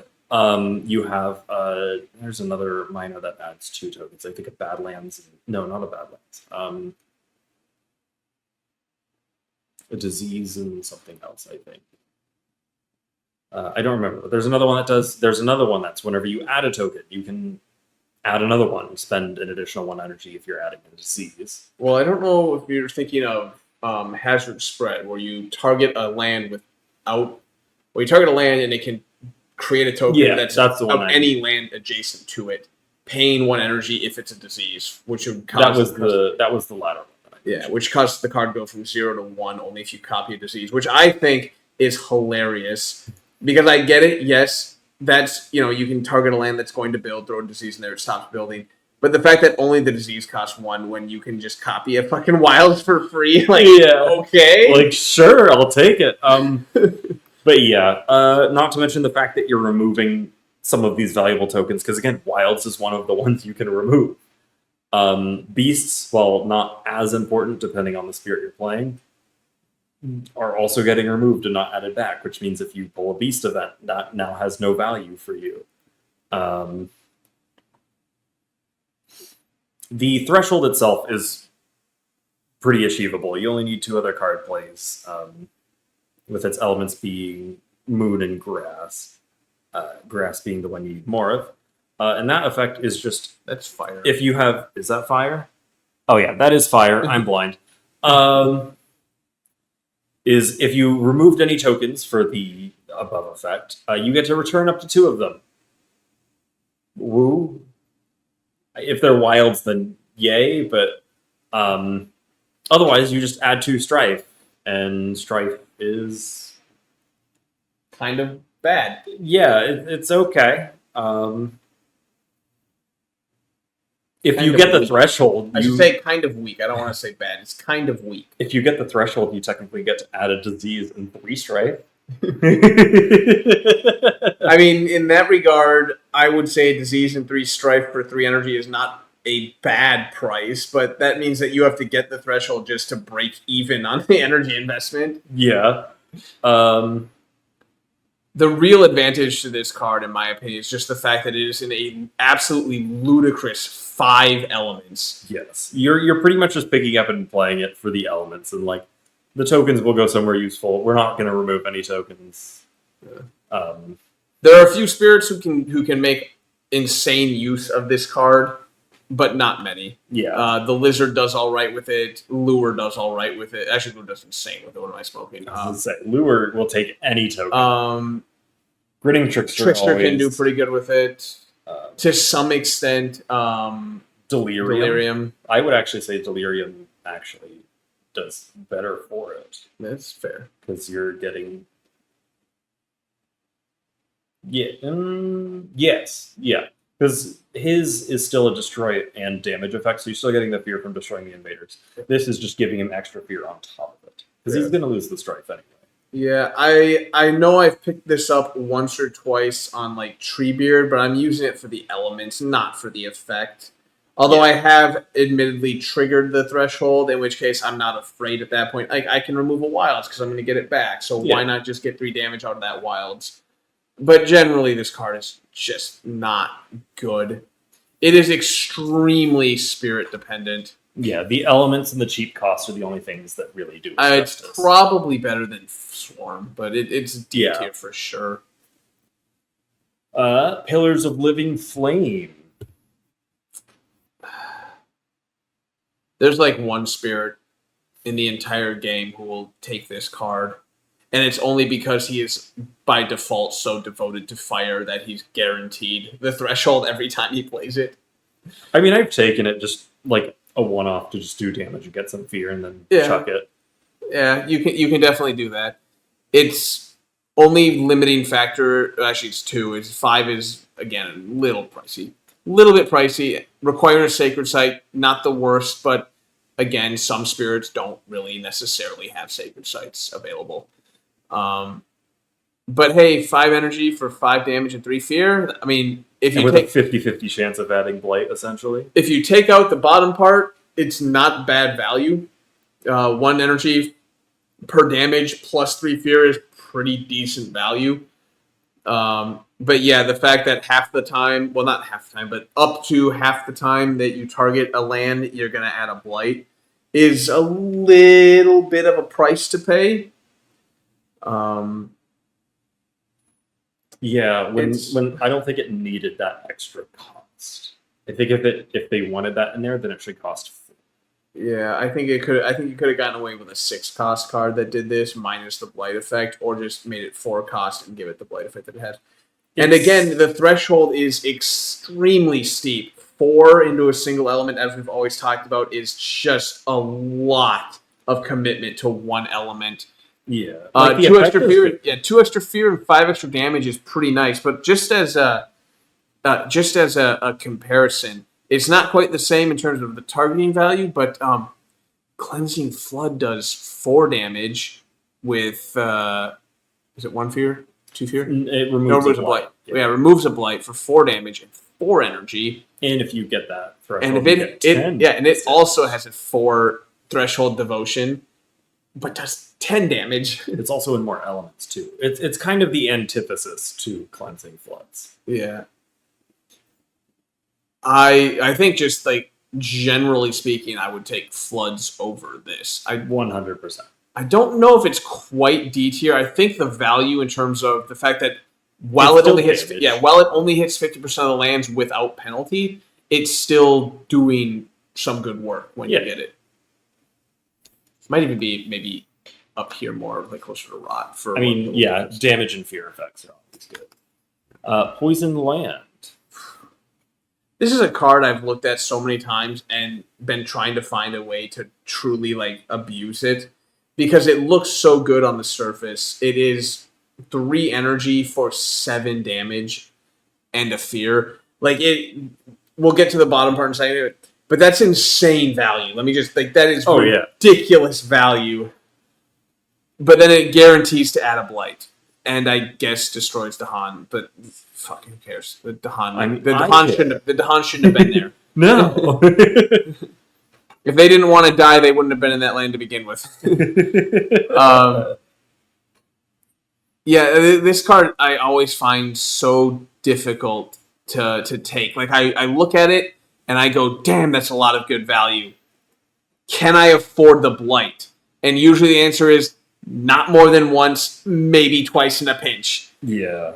It's a really steep cost to always put the blight down. To not have, as Fire did, the Pillar of Flame did, to not have some way to circumvent the blight really hurts. It actually rewards you for cascading said blight. Yeah, because what is it? It's a cheap threshold, thankfully, too. Everything about this card is relatively cheap, and it kind of has to be because it's a really detrimental card just by default. But yeah, for a total of 3 mountain, 2 grass, 2 beasts, which is to say... So minus 1 to each of those. Yeah, which is to say 2 extra card plays at most. To get 2... Most. 2 card plays at least. No, because if you have those elements, you don't need the card plays. So 2 cards at most. Because you can reduce the card play count by elements on your track. If you have mountain on your track, you only need 1 card play. That's less. So the most card plays you would need is 2. What if all of your cards only have one of these elements on them? That's the most you would ever need is 2 cards. Because if you have a mountain on your track, then you only need 1 of each, right? Mm-hmm. Which will require at that point at most 1 card play, provided you can get all 3 elements from that card. I guess that's fair. I think I'm seeing. Yeah, it's at most it requires 2 card plays in addition to it. For each blight then present, 1 fear and 4 damage, which, I mean, holy shit, 11 damage and 2 fear. I want to use it. Every time I see it, I'm like, I want to use it. I gotta find this is gonna be the game I use this card. Well, and it triggers after you add the blight too. Yeah, so. but the problem is, every time I do this, I'm looking at the card and I'm going like, all right, now let's check the board state. I can get away with it once, maybe twice. And I'm going like, I don't know if I can do this. Like, how far can I push it before I just break? Oh, I want to like the card. I want to use the card, but I so very rarely get to because it's just it's a steep cost to use it repeatedly. Once you're probably okay, and this is a really really good once and done card. But it's so much value. Oh my god, 7 damage base, or in tandem with something like Focus the Land's Anguish. Yeah, gather a whole bunch of blight into 1 land, and then now it's like, well, the cascade doesn't matter. Yeah. Oh man, there's so much 3 energy for 7 damage. Like it's so good. I want to like the card. I just think it's a little too difficult. I think it's probably up in this like the higher echelons of D tier. Because it's one of those, you play it once and you probably just ditch it as soon as you can. And even if you do, that's if you take it at all. The problem is like why it's in D tier is because you probably are just going to have to skip it more often than not. Power Storm. We've had some good fun with this card. Love Power Storm. Copy pasting. All right. That's some stupid. For those of you who have not played Downpour or The Sun, you are missing out. For those of you who have not abused Power Storm or Gift of Entwined Days, you are missing out. Copy pasting cards is so fun. Control C, Control V is so powerful in this game. And Power Storm is just like the king of that. It's like, would you like to repeat? It's one at base, but it has the ability to, with the threshold, up to 3 cards. That is so ludicrous. It is absolutely ludicrous. And in niche scenarios, there are spirits who can not only afford to pay for 3 other cards, but can afford to pay for up to 3 other major powers. Well, we had one game where you duplicated Fire and Floods 3 times in one turn. Yeah. Not from this card alone, because you can't repeat the same card more than once off of each repeat. We had the perfect storm of Power Storm, Twin Days, and then we had it was Sky Stretches to Shore. Yeah. So we turned Fire and Floods fast and then used it 3 times. By the way, with both thresholds. Thank you, Snake, for being a fucking god. Turns out when you cast Fire and Floods 3 times in one turn, it kind of just ends the game. Yeah. Another neat little part about this is it essentially costs 0 energy. Yes, it does. Assuming you can pay for it up front, you are more or less getting your energy. Well, if you target yourself, you're essentially giving. Yes, if you target yourself, you are paying nothing. If you target somebody else, you're just giving them 3 of your energy. Yeah.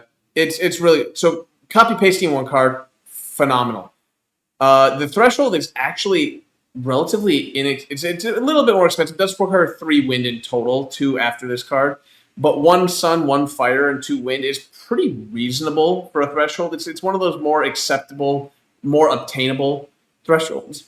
And it's repeat up to a total of 3 power cards by paying their cost. You got to pay the cost, but it's you are now repeating 4 cards if you have the energy. No, it's total of 3. So you're repeating 3 in total. It's not an instead ability. But it specifies total. May repeat up to 3 total power cards. I see. Okay.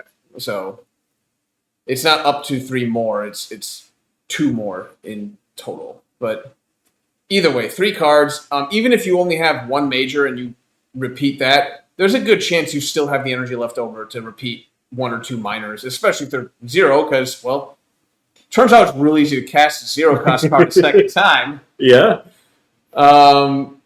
This is just a plain old good card. Yep. Probably one of the best. It can turn an entire game with 1 cast, God forbid multiple casts. And it's 3 energy. We didn't really touch on that too much. We kind of said, it's kind of free. You can target yourself, but it's 3 energy means that a lot of spirits can play it. It's very easy for a lot of spirits to pick it up and even just use it once if that's all you're going to do. Oh, yeah. Pyroclastic Flow. I know you quite like this. I do like this one. It does suffer from the same drawback as Flames or Pillar Flames, where that 50% of the board state is subjected to Blight if it targets them. But it's a cheap way to get good value. 2 damage for 3 energy at face value looks a little like you're overpaying, but it destroys all explorers. And so if you consider each explorer as 1 additional point of damage, means that if you're at least destroying 1 explorer and then using the 2 damage to destroy a single town, it's a 1-to-1. So it's actually pretty good value, because that means that each explorer beyond the first that you hit, you're gaining value on this card. Yeah, you're only overpaying, generally speaking, if the Blight is happening. Yeah. Reasonable threshold, 2/3/2 again. But a pretty good threshold. It's very, very good threshold. 4 extra damage means that now you're doing a total of 6. That's killing cities at this point. Yep. And then add the best token in the game, please. Mm-hmm. And thank you. Yeah, this card is definitely, I wouldn't say dependent, but it really, really, really wants its threshold. You can get good value without the threshold, but you really kind of want to be aiming for it because that's where the true value of this card lies. So I think I'm seeing either high C or low B. It's cheap and affordable. Most spirits can play it. Its base effect is pretty reasonable. Yes, there's a drawback. And then the threshold is really fantastic. Do you think below Blossoms? Below, I would argue it's probably 4 damage better. if invaders are still there out of disease. I mean, this one is I could see this it. one's sort of saying 3 damage for 3 versus the 4 energy for 4. You do get the disease and you target, but it also has only 50% of the board, period, whereas this can target anything on the board. It just has a penalty if you target beyond a certain reach or a certain thing target. So I would say it's definitely better in that regard. Okay. And then the It is threshold, cheaper, too. the threshold is fantastic. Oh yeah, threshold is just what makes it. Savage Transformation. It's not a bad card. It's stupidly cheap. Yeah. Is this the one? This is the one, isn't it? No, it's not. Mm-hmm. No, it's not. It's not. Never mind.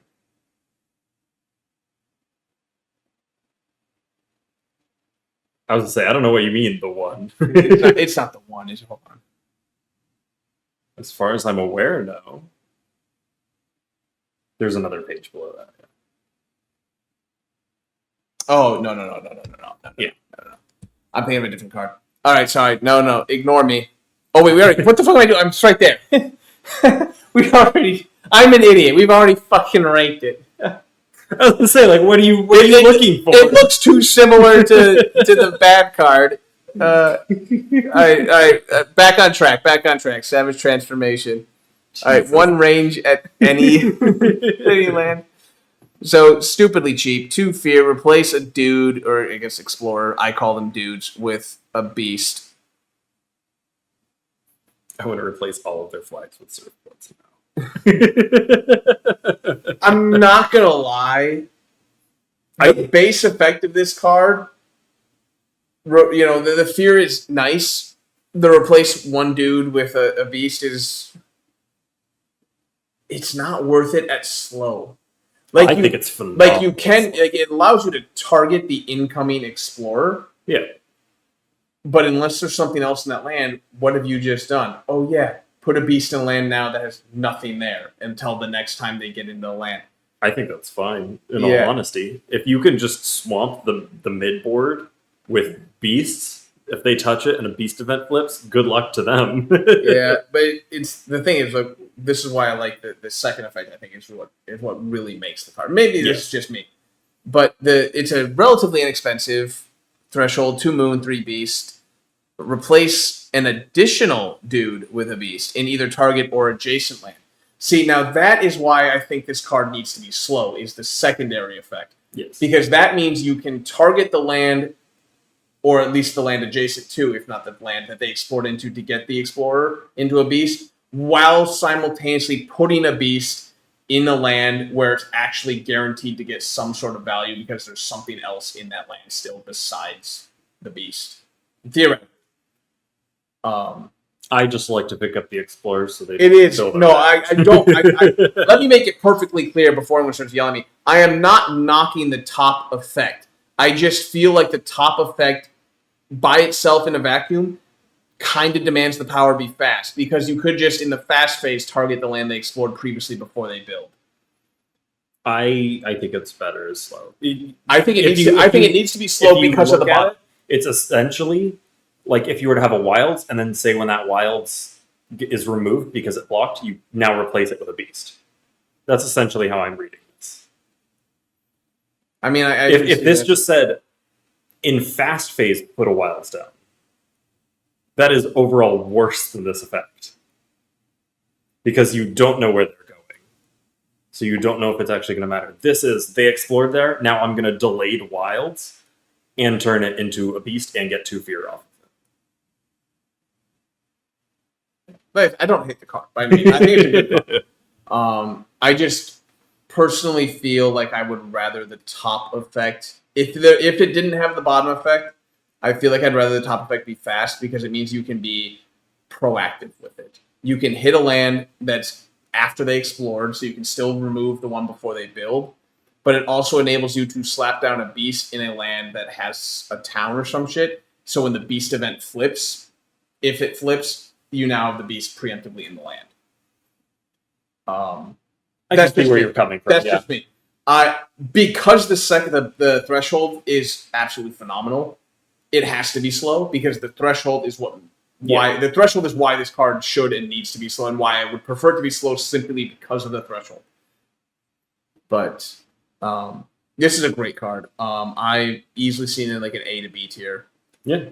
I think I would say high B tier simply because of the limitations of having only 2 elements means this is most likely a card that you take, you use once because damn near any spirit can play it once and not really, suffer like energy shortages for playing it, but they're not necessarily going to keep it because it's not in their elements. Yes. Yeah, I agree with that. Sea Monsters, version 2. So yeah, Sea Monsters, errated edition. 5 energy. Already steep, kind of. A little bit. Not super steep, but it's a little steep. Add a beast. If invaders are present, 2 fear per beast. Maximum 8 fear. And then deal 3 damage per beast and 1 damage per blight. So you're looking at a minimum 2 fear, 3 damage. Yeah. If invaders are present. It does restrict you to coastlands or wetlands. So technically I think that's a little bit less than 50% on the board. Pretty close though if it's not at 50%. There are some boards where that's essentially just coastal, which would be a little more than a third. But the majority of boards is going to be about 50%. About 50, yeah. It's about 50. I don't think it's quite there. It may be close, but yeah, it kind of fluctuates between like 40 and 60%. It's a little restrictive, is what we'll say. It's a bit restrictive in its targeting, and yeah, because you're guaranteed 1 beast, so you're guaranteed 2 fear and 3 damage for 5 energy, which is really overpaying. You kind of want to target a land that has at least 1 beast to get value out of this. Yeah, the blight doesn't really add enough damage. You can't really do 1 beast and 1 blight because that's 4 damage for 5. I think for that cost, I would rather be 2 damage per blight. That way, you still have the priority being on beasts, but blight still actually matters for the card. Right, I can see that, but I feel like that might just make it too powerful because I think the point of this card is to just kind of be a card that beast spirits are going to use. And so if you add in 1 extra damage with that additional blight, it's just adding more fuel to these beasts, to the beast spirits who are going to take this card. And they don't necessarily need it with a 3 damage per beast. You're just making the card too powerful at that point. That's for the ones for the spirits who are going to take it. That's fair, yeah. The threshold is, I mean, it's easily doable. It's easier than some. Yeah, 2 water, 2 beasts in addition to this card. It's doable. There's not a lot of spirits, sadly, that are in those 2 specific elements, so the odds of lining them up are a little bit of an issue. Repeating the power kind of feels necessary. In fact, if you are hitting the threshold just somehow, then even targeting a land that has no beast and just getting the 1 beast, you're getting 2 lands for 2 fear, 3 damage. That's not bad for 5 energy. Yeah, that's not bad. I think this card does just ask a little bit too much, though, in that you kind of have to have a bunch of beasts on the board, either through events or what have you, or just be a spirit who naturally just puts a bunch of beasts on there. And the problem is the spirits who put a bunch of beasts on there, there's only really one of them that can afford a 5-cost major power, and Lure doesn't really want this card. Lure does not care for this card at all. I suppose Wounded Waters can make use of this and also uses beasts, and it's actually in water and beasts. I was like, he's probably the one who would be most interested in it. Which is really weird that this card came out in it was revised in Jagged Earth. It came out in Branch and Claw, I believe. And the Panther, no, the Panther cannot afford this. At least not on a frequent basis, and at least not more than once per game type of a thing. Well, many mines doesn't use And- water, does it? A little tiny bit of water. Okay. But many mines is a minor spam spirit. It's got 5 That card too, plays yeah. that it unlocks very early, And only has desperately 5 wants energy. wind, which isn't even on that. Yeah, card. and it has 5 energy growth, which means it's playing 5 cards with 5 energy. It's not going to be able You're to afford just that. playing miners, yeah. So this card, I think, slots somewhere in the D tier because it's just so difficult for spirits to make it work, and there's even fewer who are going to be able to afford it. Yeah. For that one time they're going to use it, if at all. Smothering Infestation. 3 for disease? I mean, sure. Yeah. Target land is jungle or wetland. It does a little bit extra. I will say this. I do like that it has no targeting restrictions other than the range of 0, but gains a bonus for targeting specific lands as opposed to many of the cards we've talked about, which are either restricted to targeting certain lands or are penalized for targeting ones. I like this as card design more. Yeah, like you get a really weak effect unless you target. Yeah. So it's saying, fine, target anywhere you want, but you're not going to get much out of it unless. Yeah. I think that's a better card design than, say, Pillars of Flame, where it's like, you get this value, but if you do this, you're penalized. It's much better card design, I will just say that. Right? Threshold. Very so cheap. achievable. Very cheap, very achievable, yeah. And then it's +1 damage to each invader. May as well. Yeah. I mean, +1 damage to each invader means that you're wiping out all the explorers, and you're splitting the 3 damage between any towns and cities that weren't destroyed by the +1 to all. Yeah. It's a pretty good card. I think its biggest and for fairly cheap. I think its biggest letdown is the fact that to get the most value, you do have to target a jungle or a wetlands, And be directly in. but it is dirt cheap. Yes. So I'm thinking in the high C, low B myself. I don't know what you think on that. I think low B. I think low B. Yeah. Strangling Firevine. I like this card just because I like Treebeard, and Treebeard likes this card. That said, it's still a good card in my opinion, even if you're not playing Treebeard. I think he's just one of the spirits who really, really, really benefits from it. Very much so. Because he's all about that. Phenomenal card. So, does have the restriction of you must be in a sands, and it does only have a range of 1. So it's a little tough sometimes, depending on thematic boards, balance boards, and which board specifically. But add a green. Okay, for 4, that's not so good, but it is the best token despite that. But we're going to add another green? Oh, well, okay. That's still probably overpaying just a little bit. And then, oh, wait, what's this? 1 damage per green in it. Oh. Well. And don't forget that you're destroying all explorers, too. Oh, So all that damage gets to go towards towns and cities. Oh, well, that's funny. That sounds very similar to Pyroclastic Flow almost. 2 damage and destroy all explorers, Yeah, you say? Yeah, that sounds remarkably similar to Pyroclastic Flow. It even has some sort of weird targeting restriction, as in you must be in X land. The difference is it's not restricted to which lands it can target. Oh, and then it has a stupidly... Oh, I wouldn't say stupidly. It does cost 3 green. It's not a 2. If it was a 2-2, it'd be stupidly easy. But a 2 fire and 3 green after or with this card means you get +1 damage per green. So by default, you're doing 4 damage. And it does check for that green in adjacent lands, too. Yeah. So each green that you... Like I said, Treebeard makes this card into a fucking phenomenal card. So it's kind of cheating to use him as a baseline. But by itself, you're looking at 2 damage without the threshold. 4 damage with. 4 damage with. All explorers are gone, and you're putting down 2 green. This card's just good. Yeah. It's flow, which does kind of count against it, because obviously fast cards are generally better. But, whoops. Where'd I drop that? There it is. But I think it's definitely B tier. I think spirits who aren't even in these elements could easily play it for a reasonable cost. You play it once, you get rid of it.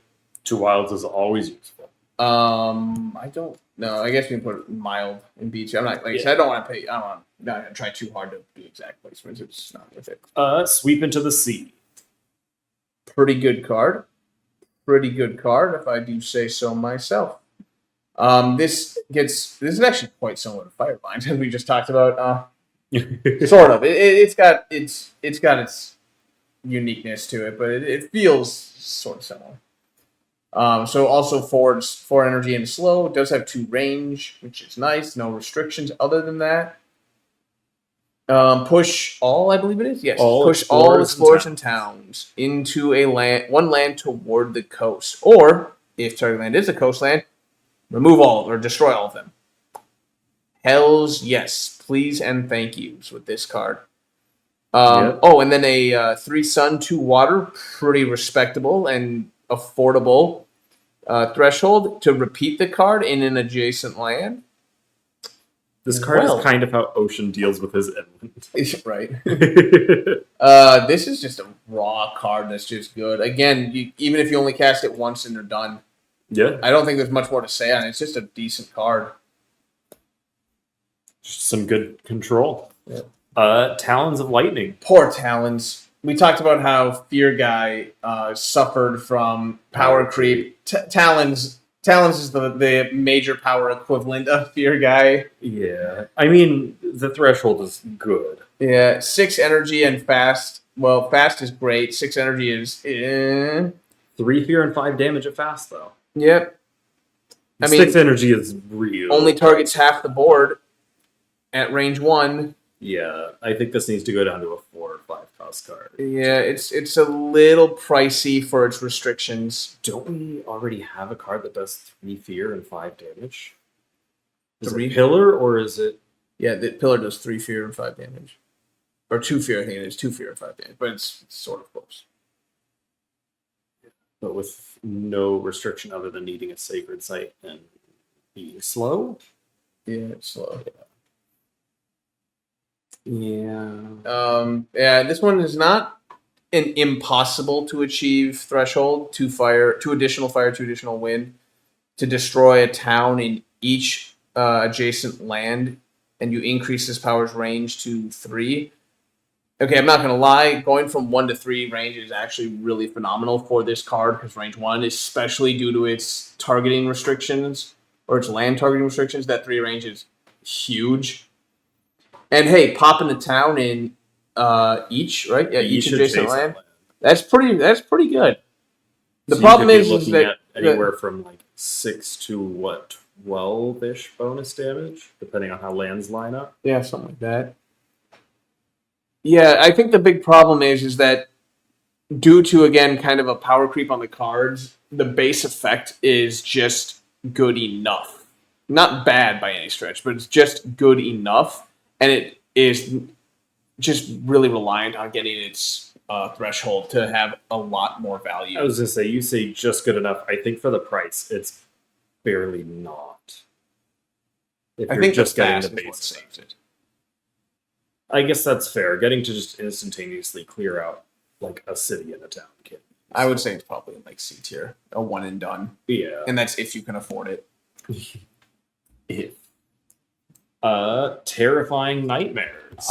Yes, that's a good card. Always a solid one. Very good control. Very good control for up Generally to 4 towns or dudes. 2 fear is.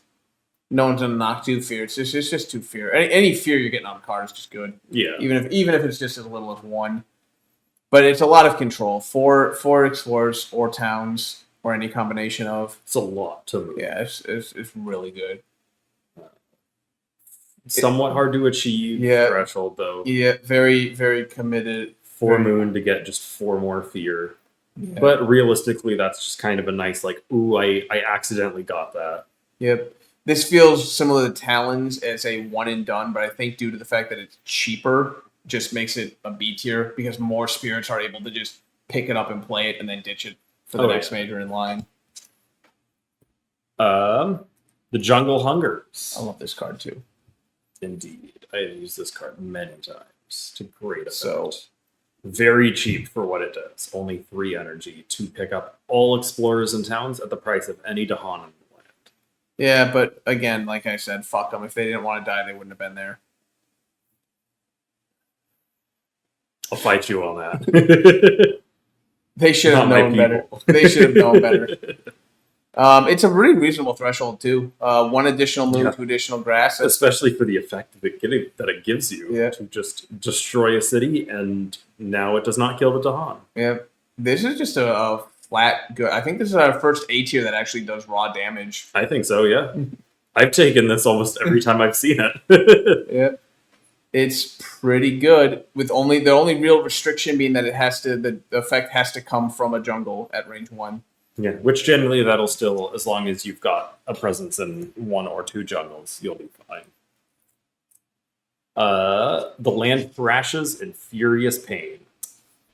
I have such a love-hate relationship with this card, as I do with many of them. Yeah. Because this is the snake's elements: moon, fire, and earth. That's what he fucking wants for his earthquake. Secondly, because it does ridiculous damage if you're losing the game. The problem is that this is probably one of the few cards where you can be losing the game and it will actually turn it around for you. Especially if you get the threshold. Especially if you get the threshold. So for those of you who don't know, so it has to target a land with blight, which is a little bit of a restriction. And again, like we said, is one of the reasons why you kind of have to be losing the game just to get this to work. It gets 2 damage per blight in target land, plus 1 additional damage per blight in each adjacent land. And then threshold at 3 moon and 3 earth. It's fairly doable. Yeah, it's pretty. Repeat this in an adjacent land. It still has the targeting restrictions, which still has to hit a land with blight. So once again, you still have to kind of be losing. But again, there's very few cards where if you are losing, the card itself is enough to just turn the game around for you. This is one of the few cards that can just do that. Imagine repeating this with Threshold when you're at a losing state in the game. Yeah. Absolutely insane. Yeah. Multi-target cards, granted this isn't true multi-target, it's just repeat, but it's sort of a multi-target. Yeah. Those are always high value. I don't know. I think it's got to be C or D tier just because it's only going to actually do anything if you're in a bad position. I think I want to give it C tier. Again, it's cheap. It means any spirit can pick it up and play it once. Well, not any spirit, but I should say a lot of spirits can pick it up and play it once. So I was also going to say 4 is not very cheap. It's enough for most spirits, though. A good chunk of them. If you are in that losing game state, there are many, many, many spirits who can pick this up, play it once, and recover the game as a result. Yeah. So I think that alone is enough to hit C tier. Not every spirit, but there are many spirits who can be like, oh no, I'm losing. Oh hey, land thrashes. Oh. Well, now I'm doing all right. Tiny does love it. The trees and stones speak of war. This is a really well designed card. Let me just say that right off the bat. First of all, offense and defense. Yeah, first of all, dirt cheap. So this is, again, another one that pretty much any spirit in the entire game can play, including some of the minor spam ones due to its 2 cost. Yep, there's generally Dahan on all boards, generally speaking. Yep. It is fast. It gives you damage. It's incremental damage, but with some positioning, you could just pick up a town or a city, which is fine. And then scaling defend. Yeah. The one thing that I do like is that 2 defend per Dahan doesn't by itself necessarily save a land, but the 1 damage per that you do is oftentimes just enough to put you into the point where that defense will. Yeah. So you'll get to destroy something, get some fear, and the defend is still relevant. Yeah, it works well in tandem with each other. Wait, that's what I mean by that's what I was trying to get across. That's why I think it's such a well-designed card. It does. Neither of the effects by itself does enough, but together are just really well. Like they just work so perfect. Oh yeah, and it's a very, very cheap threshold.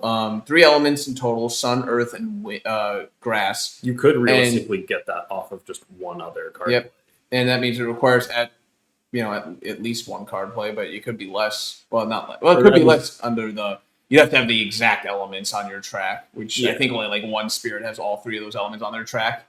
But I mean, if you I think get, Sweet Grandma does. I think she has all 3 of those on her track. But yes, yeah, outside of her, I think you are going to have to play at least 1 card. But yeah, then you may push up to 2 Dahan, moving the defend with them, which I don't hate. The problem is that if you're moving the Dahan with that defend, there's 2 scenarios where you're kind of doing that. Scenario 1 is you're targeting a land that's, for the sake of argument, not ravaging. Whether it's building or not, what is irrelevant. But it's a land that's not ravaging, and then you're pushing the Dahan into lands where the defend will matter, which is fine. The other thing is that you are now targeting a land that is ravaging in order to defend it, but are destroying enough where you don't need the defend in that land, so you push the Dahan to other lands to be used in the future, or in the extremely rare cases into lands that are also ravaging, stage 3. I was going or to say, you're on I see board. this more as like I see 2 lands that are 1 land apart and both ravaging. There's something I can kill with the damage with the Dahan that are in there. That was the first option. Oh, okay. That was the first option. That's what I was saying. I missed that one. Yeah, that was the first option. You target a land that's not ravaging. It could be doing anything else, including nothing. You blow up the town or the city or whatever, and then you push the Dahan to the lands that are ravaging. The thing to remember, for those of you who are a little bit newer perhaps, is only the Dahan that are moving carry the defend. So you can't, if you are doing option A of targeting a land that's not ravaging and pushing the Dahan to a land that are, if you split them up, you're only getting 2 defend in each of those lands, not 2 defend per Dahan in the lands that they are moving to. Yeah. So don't expect to, like, oh, I pushed 1 Dahan over to this land. Each one is essentially carrying defend 2 with it. Yeah, but it doesn't provide that new land with the defend 2 per Dahan. So you push 1 Dahan into a land with 2 more Dahan. It's not defend 6, it's still just defend 2, which is why it's kind of difficult to make the target a land between 2 lands that are ravaging and then push them and get a lot of value. You can do it, but it requires there to be basically only 2 towns in the lands they're going to. More often than not, this is probably going to be if you target a land that's not ravaging, it's going to be pushing both the Dahan to the land that is in order to have defend 4 there, and that might save it. The other option is if you are extremely lucky, 2 adjacent lands are ravaging, you can target land A, do the damage, and leave enough defend to defend it, moving your defend to the other land to have the Dahan retaliate there. This is a good card. I'm just trying to placate that the move is kind of wimpy. Not irrelevant, but kind of wimpy. Which is fair because it's dirt cheap to get this threshold. On an already really cheap card. Yeah, I think this is kind of a B tier. The spirits who want it will hold on to it for the entire game. Most other spirits just one and done. Tigers Hunted. Go for it. Yeah, it's very cheap. It's another 2 cost. It is fast. You target from a jungle. You cannot target lands with Blight. It gives you 2 fear, adds a beast. You get to gather up to 1 beast. It's 1 damage per beast, and then you push up to 2 of those beasts. So, it's essentially 2 fear, 2 damage if you're able to gather the beast that is starting on the board. If not, you're only doing 1 damage, and now it's just kind of a sad card. The overall, I think, base effect doesn't do a whole lot. The threshold is somewhat hard to achieve. A total of 7 elements, 2 sun, 2 moon, 3 beast. So you're looking at 1 or 2 other card plays, likely, if you have elements in your track and whatnot. It is, and then it gives you 1 damage in a adjacent land without Blight, and plus 1 damage per beast there. So it gives you sort of that multi-land targeting, but it's still not... I feel like the majority of the time with this, you're just going to be picking up Explorer. The sad part is, this does so much more damage in the adjacent land if you trigger the threshold, because the push effect from the top will happen first. Yep. Yeah, it's You can actually do more damage in the adjacent land than you do in the primary. Because if you, because you would essentially bump it up to 2 damage there. But still, generally on average, or at minimum, you're killing an explorer in a town, and that's it. There are so many other cards that can do so much more than that. It is dirt cheap, thankfully.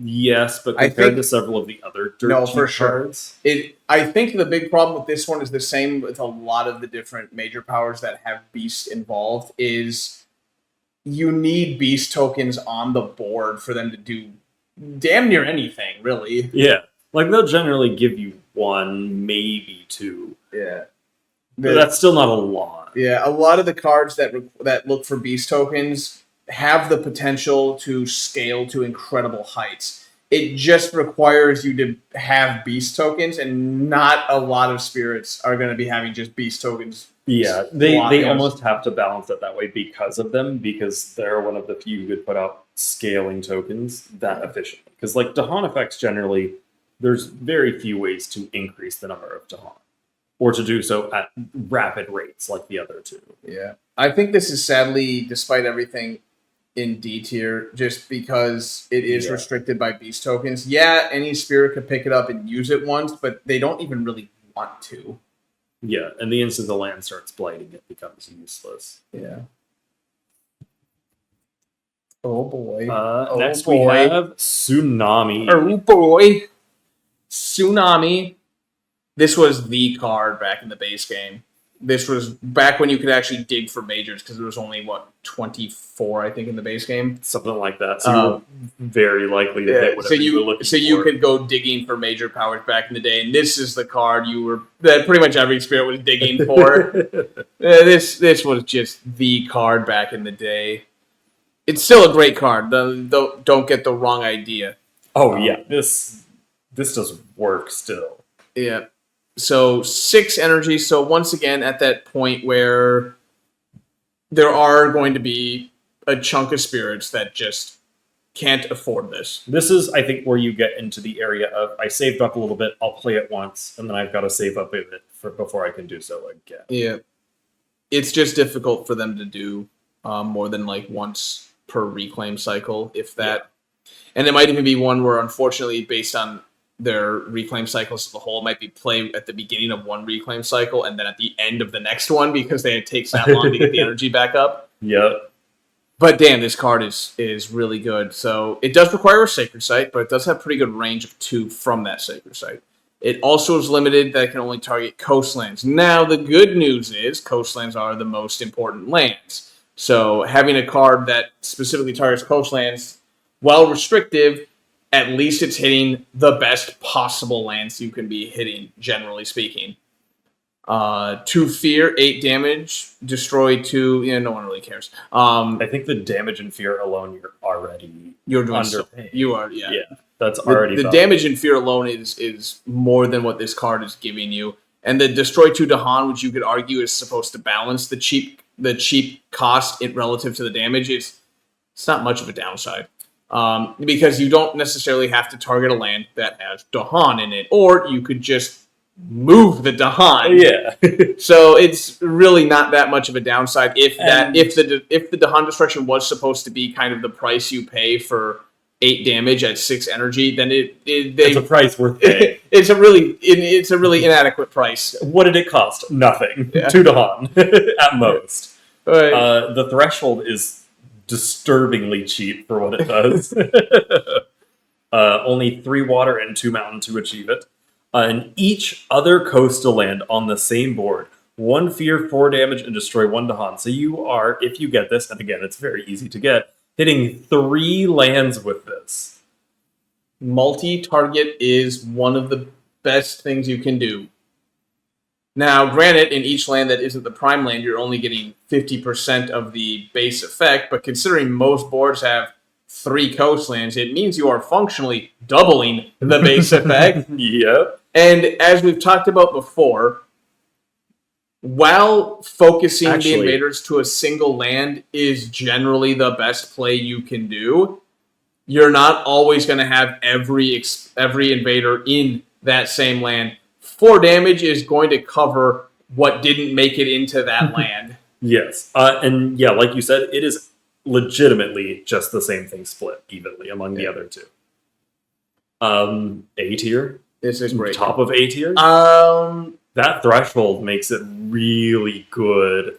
Yeah, even if it is a one and done, I think Thummy is just way too fucking good.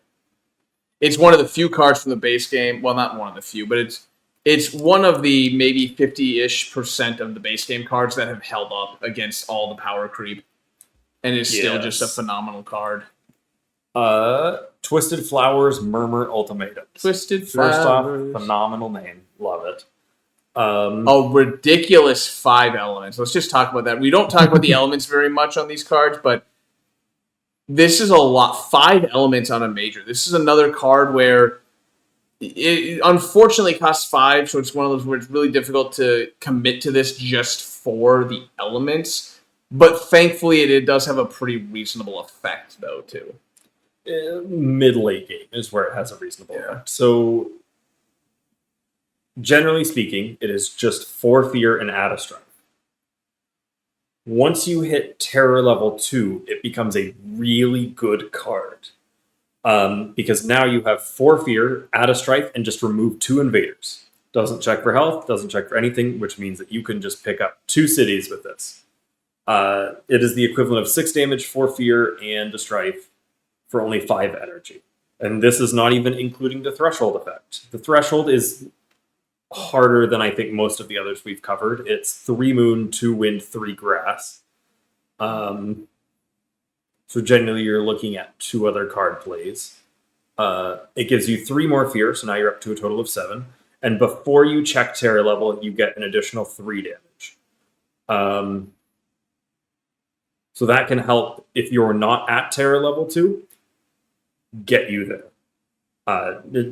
Generally speaking, isn't going to matter. It's just nice to have the 3 fear and an extra 3 damage. And then, yeah, being in 5 elements, it's pretty worth it. I would argue for, again, kind of like the B tier range. It's a good one and done card. Yep. Although, unfortunately, despite the 5 elements, you're not using the elements as part of that one and done, or you shouldn't be generally. Fair. Like I have used it on people who would. Like Delirium doesn't mind it because he's only looking for sun, moon, and wind. Yeah. And he loves fear. He'll take the strife, and just removing invaders is nice. Yeah. But that's the thing. He gets some. Most spirits will get value out of that card. Period. But I'm just saying that despite being in 5 elements, unlike Pent Up Calamity, where there are spirits who will hold Pent Up simply to recast it for the elements, if you aren't going to recast that card for value, you're probably not going to recast it for its elements type of thing. What spirits are in Moon, Wind, and Grass?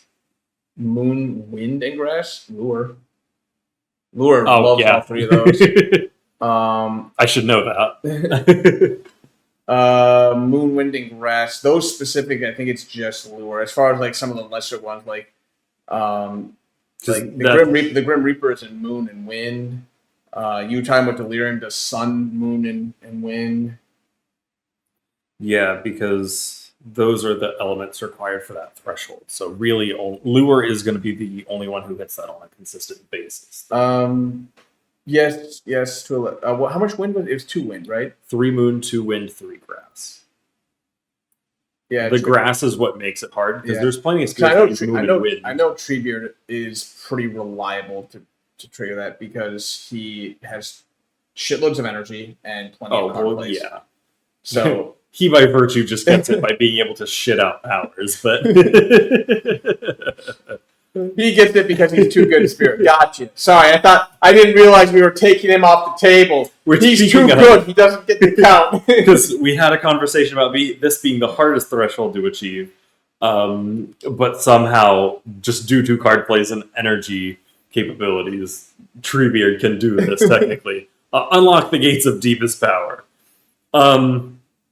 Good card. Anyone can take it. Generally, anyone can play it. It's only 4 energy. It's a free major. You just have a slightly smaller pool to choose from. It covers every element, so no one gives a single shit. Anyone can take it. It will meet your innates. The threshold is the hardest to achieve in the game because it requires an additional 1 of every element on top of what it's already giving you. So 2 of every element, essentially speaking. Progenitus mana. Sorry, Yes, I couldn't help myself. It is the Progenitus card. The only person who can really consistently hit that I love that is don't be sorry. Everyone out there who's yelling, "Ooh, fucking cringe joke!" Go fuck yourself. That was a fantastic joke. I'm gonna own that one. It's progenitus elements. But yeah, the only spirit, maybe 2. There's an argument that could be made for 1, but it's really a bad idea.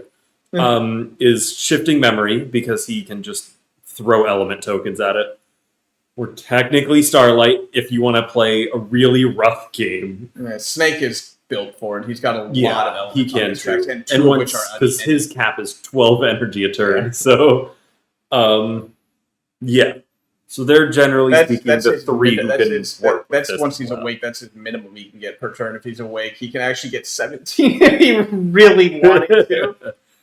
If you do somehow hit the threshold, you don't really need it. It's still good without. But if you do hit the threshold, you can immediately play it by paying its cost halved, rounding up, or by just forgetting it immediately after.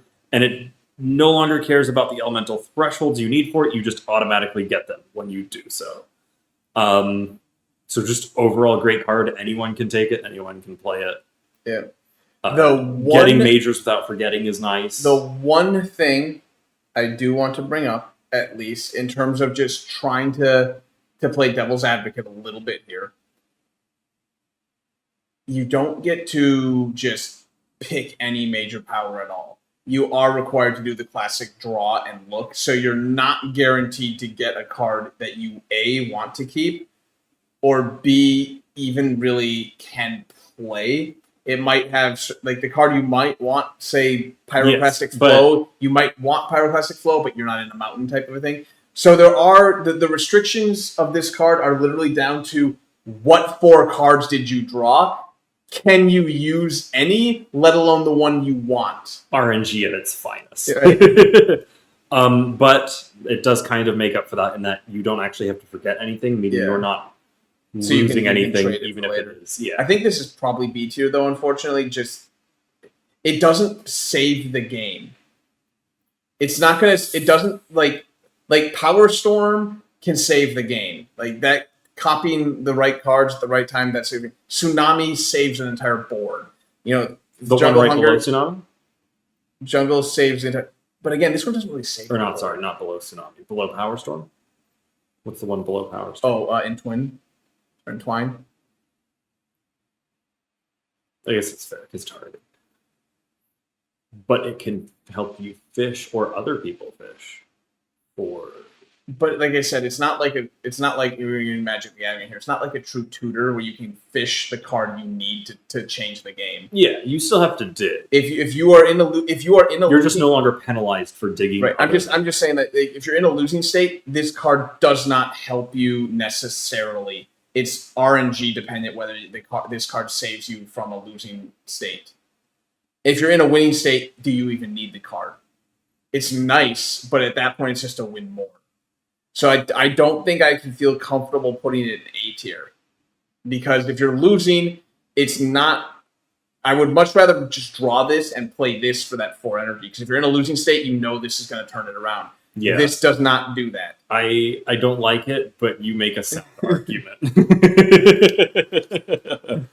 I will cede your point. Are you ready? God damn it. We hit another fucking layer. I gotta zoom out here. This is gonna.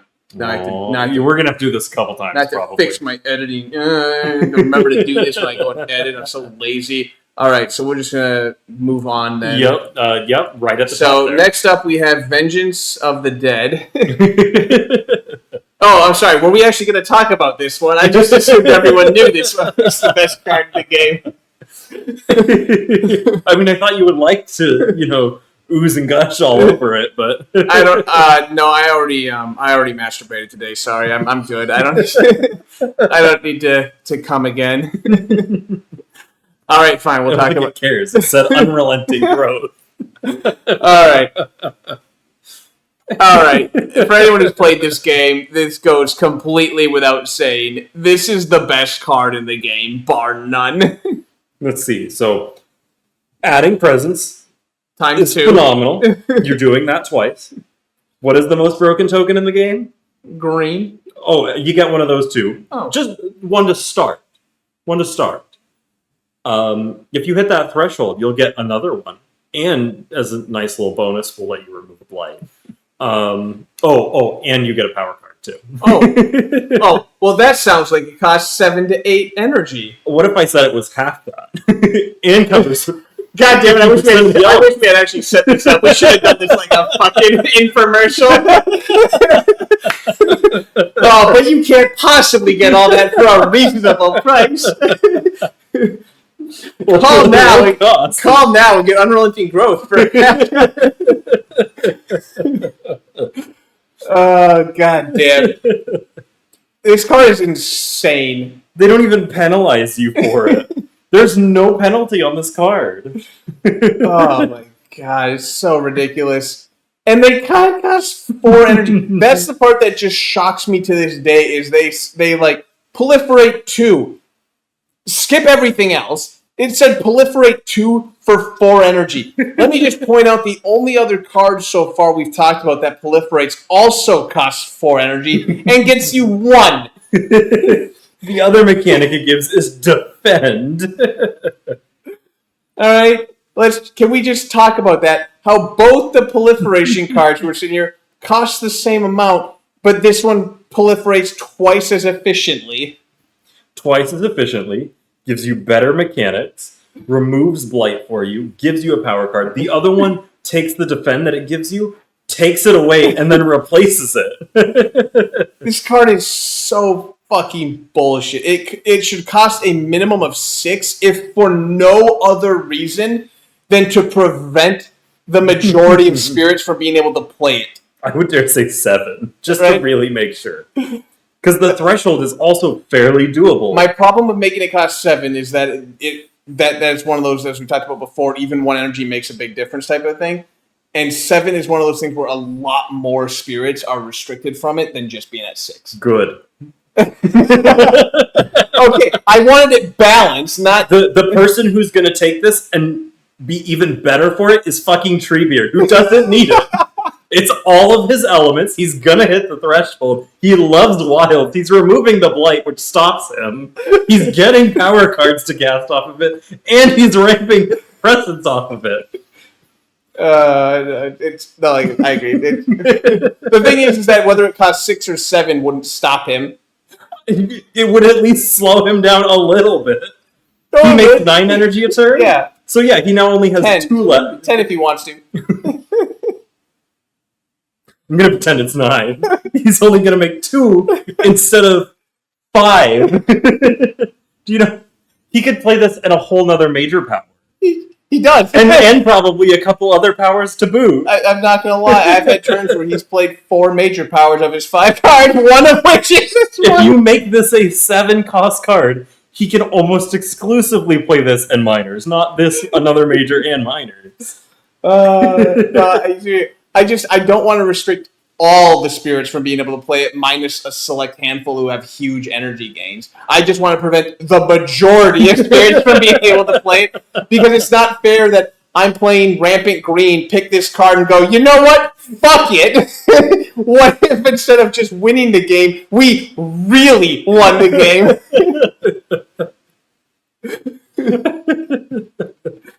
Alright, I want to stop fucking Wildfire from picking up this card simply because it's in his elements and also ramping off it. That's all I'm saying. That's what I want to stop. I don't want to stop damage every time. I don't want to stop all the spirits. Just like I said, I just want to limit the spirits who have access to it, to restrict ones that really shouldn't have access to that card. Then he gets to remove the blight that he just put down. From no! Well, see, that's the best part. Okay, so here it goes. So he places the presence. The card has to fully resolve before his thing takes effect. So you can target a land with blight. His presence drops in. This will remove the blight that was previously there. Then his blight comes back, giving him the target without cascading. Like I said, I don't need the card to be out of range of every spirit. Just out of range of spirits who can abuse it. Fair. Because the sun also does not mind spamming. Yeah, no. He can't. Oh, yeah, because it's not a land targeting. But still does not mind. Okay, sorry. Guy, we just...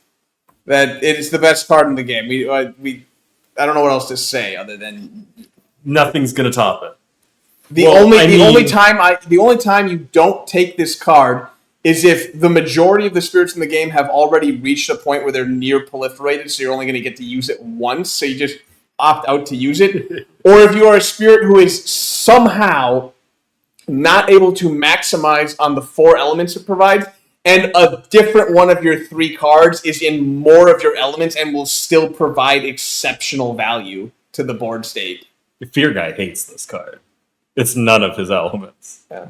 He'd still play it, is the thing. Fair. He would still play it. Unless, like I said, unless, of course, one of the other 3 cards was in his elements and would also have a substantial impact on the board state. All right, Vengeance of the Dead. Okay. This is a great card. I'm going to say that right off the bat. I feel, and maybe I'm mistaken, but I feel like this is one of those cards that kind of gets underrated. Simply because it doesn't actually do much outright. And the damage it does deal, when it deals damage, unless you have the threshold, is kind of overkill. But the threshold is thankfully relatively accessible. With only requiring 1 element and only 2 more beast than in addition to the 1/8 cost, means that you can quite easily, for most spirits, not only pay for its dirt cheap 3 costs, but also it's not out of the realm of possibility to hit the threshold. And the threshold just sells this card. The ability to just target a land, get 3 fear, and anytime something is destroyed that's not an explorer, deal damage to an adjacent land. My God, damage dealing spirits can just go ham. In many a sense, you can think of the threshold as a multi-target land. Because it basically is taking all the damage you're dealing in one land and dealing some damage elsewhere as well in a different adjacent. It's in a roundabout way a multi-target land or a multi-target land's ability. But what is the downside to that?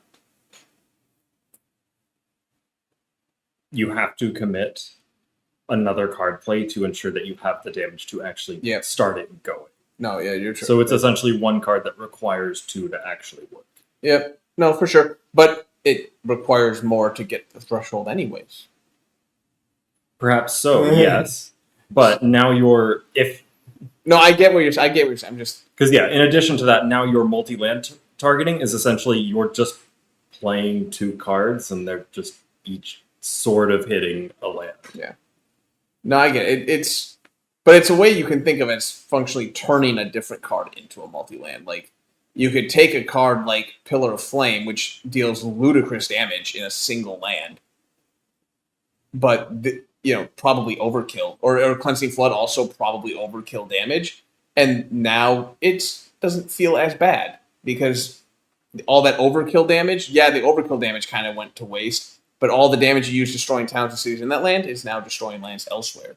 So in that regard, it's kind of like that overkill damage got transferred to the other land over. Yes and no. Kind of. So if I hit this if I hit 1 land with this, and then I take, say, max Cleansing Floods, and I hit 1 land with it to wipe everything there.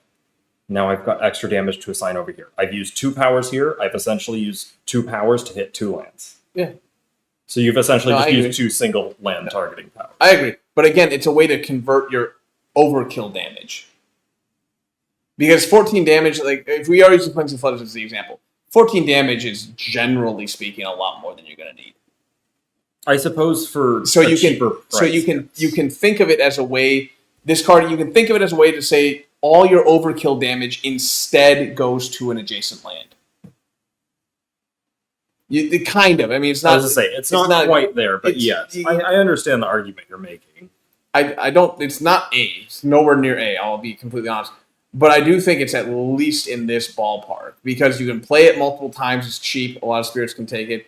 But it might not. Maybe I'm overselling. I think it needs to be C. Because generally the powers that you're going to look at to do enough damage to get more damage off of that are going to be more majors. Which is now racking up or the price. Yeah, there are some innates that could. I just wanted to bring up that I feel this card is underrated. I'm not going to say it's a great card or that it's a superb card, but I feel like from my experience talking, and I feel like a lot of people underrate this card. Maybe. I could be one of those people. In all honesty, this could be me looking at it like you looked at what was the other card that you were saying? Was it Sky Stretches or Sky Stretches? That's one of my favorite cards. I love Sky Stretches. But you were talking about where at the beginning of the game when you were newer, you kind of swept it under the rug. Oh, Flow Like Water. Yeah, Flow Like Water, Reach Like Air. When I was newer, I just kind of. I'm wondering if maybe that's just the position I'm in now with this card, but where it's like on paper it doesn't seem great, but maybe then once I actually start using it, because I've never used this card, It does, like you said, it does require another card or innate to do damage, and it does mean as a result you need to be kind of a spirit who does damage, which tend to be some really good spirits usually.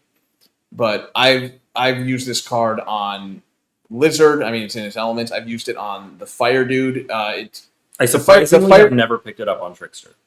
He does really good with it too. Trickster does good. This is really nice for the snake because once again powers have to resolve completely. So the snake can kind of cheat when he's using his mini earthquake, not the big one. Yeah, but his mini earthquake, the big one with this is good too. But like the mini earthquake is like you can do 2 damage, or it's 1 damage per fire and mountain, and then for every 2 wind and 2 mountain you can push something. So you can destroy a town or 2, push another one, and then blow it up. I suppose I can see that, yeah. So, but these are also all very spirit-specific situations as well. Well, I'm just saying it has to be a spirit that deals damage. Is all I'm saying. Yeah, I've done it with any spirit that's done damage. I picked this card up, and I will admit to varying degrees, there are some damage spirits who just don't do as well with it. Mm-hmm. But generally speaking, there are spirits who do damage. Spirits will do pretty well. As we said before with the fire guy, his biggest problem is he often does more damage in a single land than he knows what to do with. That is his answer. Because like I said, it kind of turns your overkill into another land for you. And that's one of the things he kind of struggles with. So, again, I don't think it's a fantastic card, but I think there's a lot of value that I think oftentimes, depending on the person in question, can kind of overlook. Especially newer players, I think, will overlook the value of that. I can see the niche position that it fits. Yeah, I just want to bring that up because I've had a lot of success, and I think the card is better than a lot of people give it credit for. Is all I want to say on that. So, but is that biased based off of the spirits that you play? No, because I think like I mean, again, I specified you do have to like Tree Grandma is never going to get value out of that card. Period. I admit that outright. I know that, but I'm saying if you are in a spirit that can maximize damage, that's a better card for those spirits than you might think. Yeah. I can see it being kind of good on Shroud. Yeah. Again, to varying degrees of success, but they tend to do pretty well. Vigor of the Breaking Dawn. Also cheap. Also playable by pretty much any spirit. Range of 2, limited only by the fact that you have to target a land with Dahan. Which you should be doing anyway, because the effect is all Dahan based. Yeah. So we were talking before about that trees and stones speak of war, where it was 1 damage per Dahan, which didn't really feel like it was doing enough in terms of damage, but compensated by the defense. This is where the damage is enough. Now, the one problem with this particular Dahan card, and to a lesser extent, if not a greater extent, all the Dahan cards, oftentimes it's got the similar problem to the cards that require beasts to be effective. If your Dahan aren't in a land where you want to do the damage, this is not going to accomplish anything. Is this card, at least the base effect, also not just one of Dahan Chick's cards, essentially? Like cost and effect? And... It's close. She doesn't have anything that... This is kind of the card she likes to look for and used to dig for back in the base game. But, not exactly, because she's got one that's like you can gather a Dahan, then do 1 damage. It's either 1 damage per or just 1 damage for moving a Dahan. I forget which.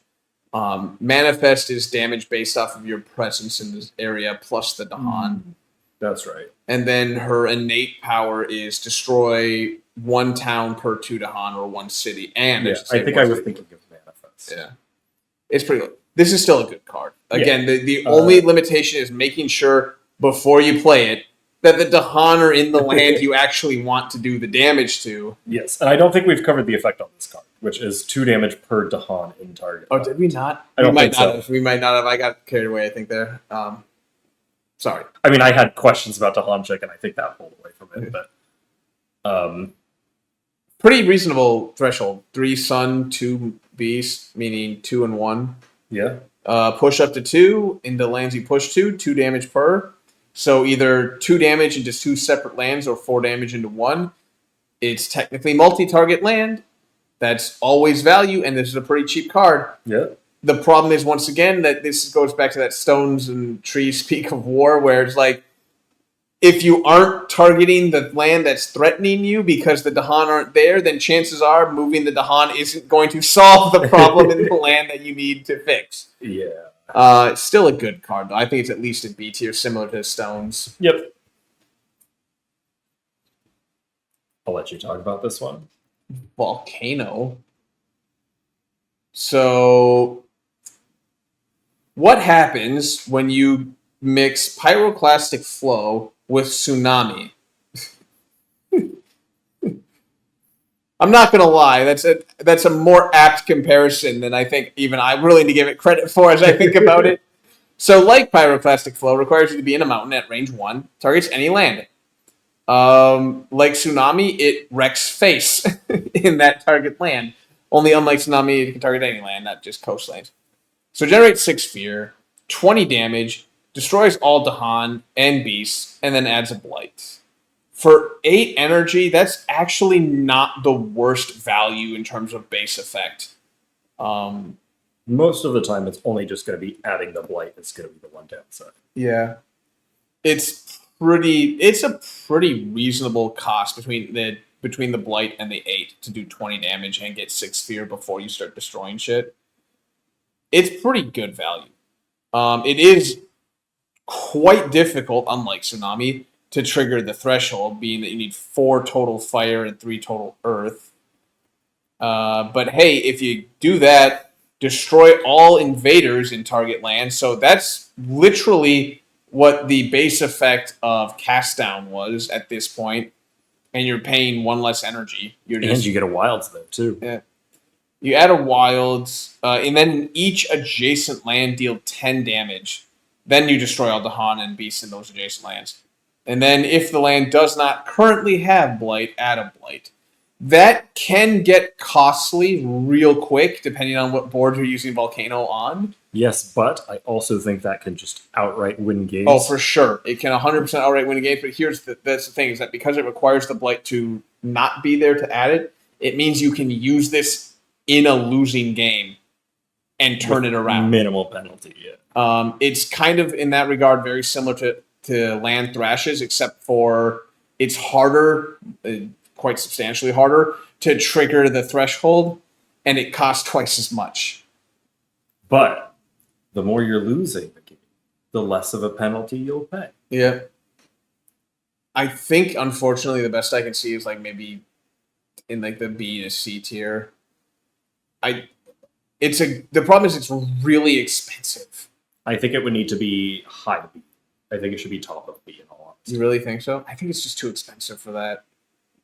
I think, honestly, the cost should... maybe, yeah. I think the cost, honestly, should put it in D tier, but I think, like No. Land Thrashes, It's just the fact that it can save a losing game, I think is just that has to count for something. Which is why I think C tier is fair. And if you want to give me a good argument, I'm not opposed to putting it in B tier, but it's really expensive. No, I think very few spirits can pull that. Again, saves games.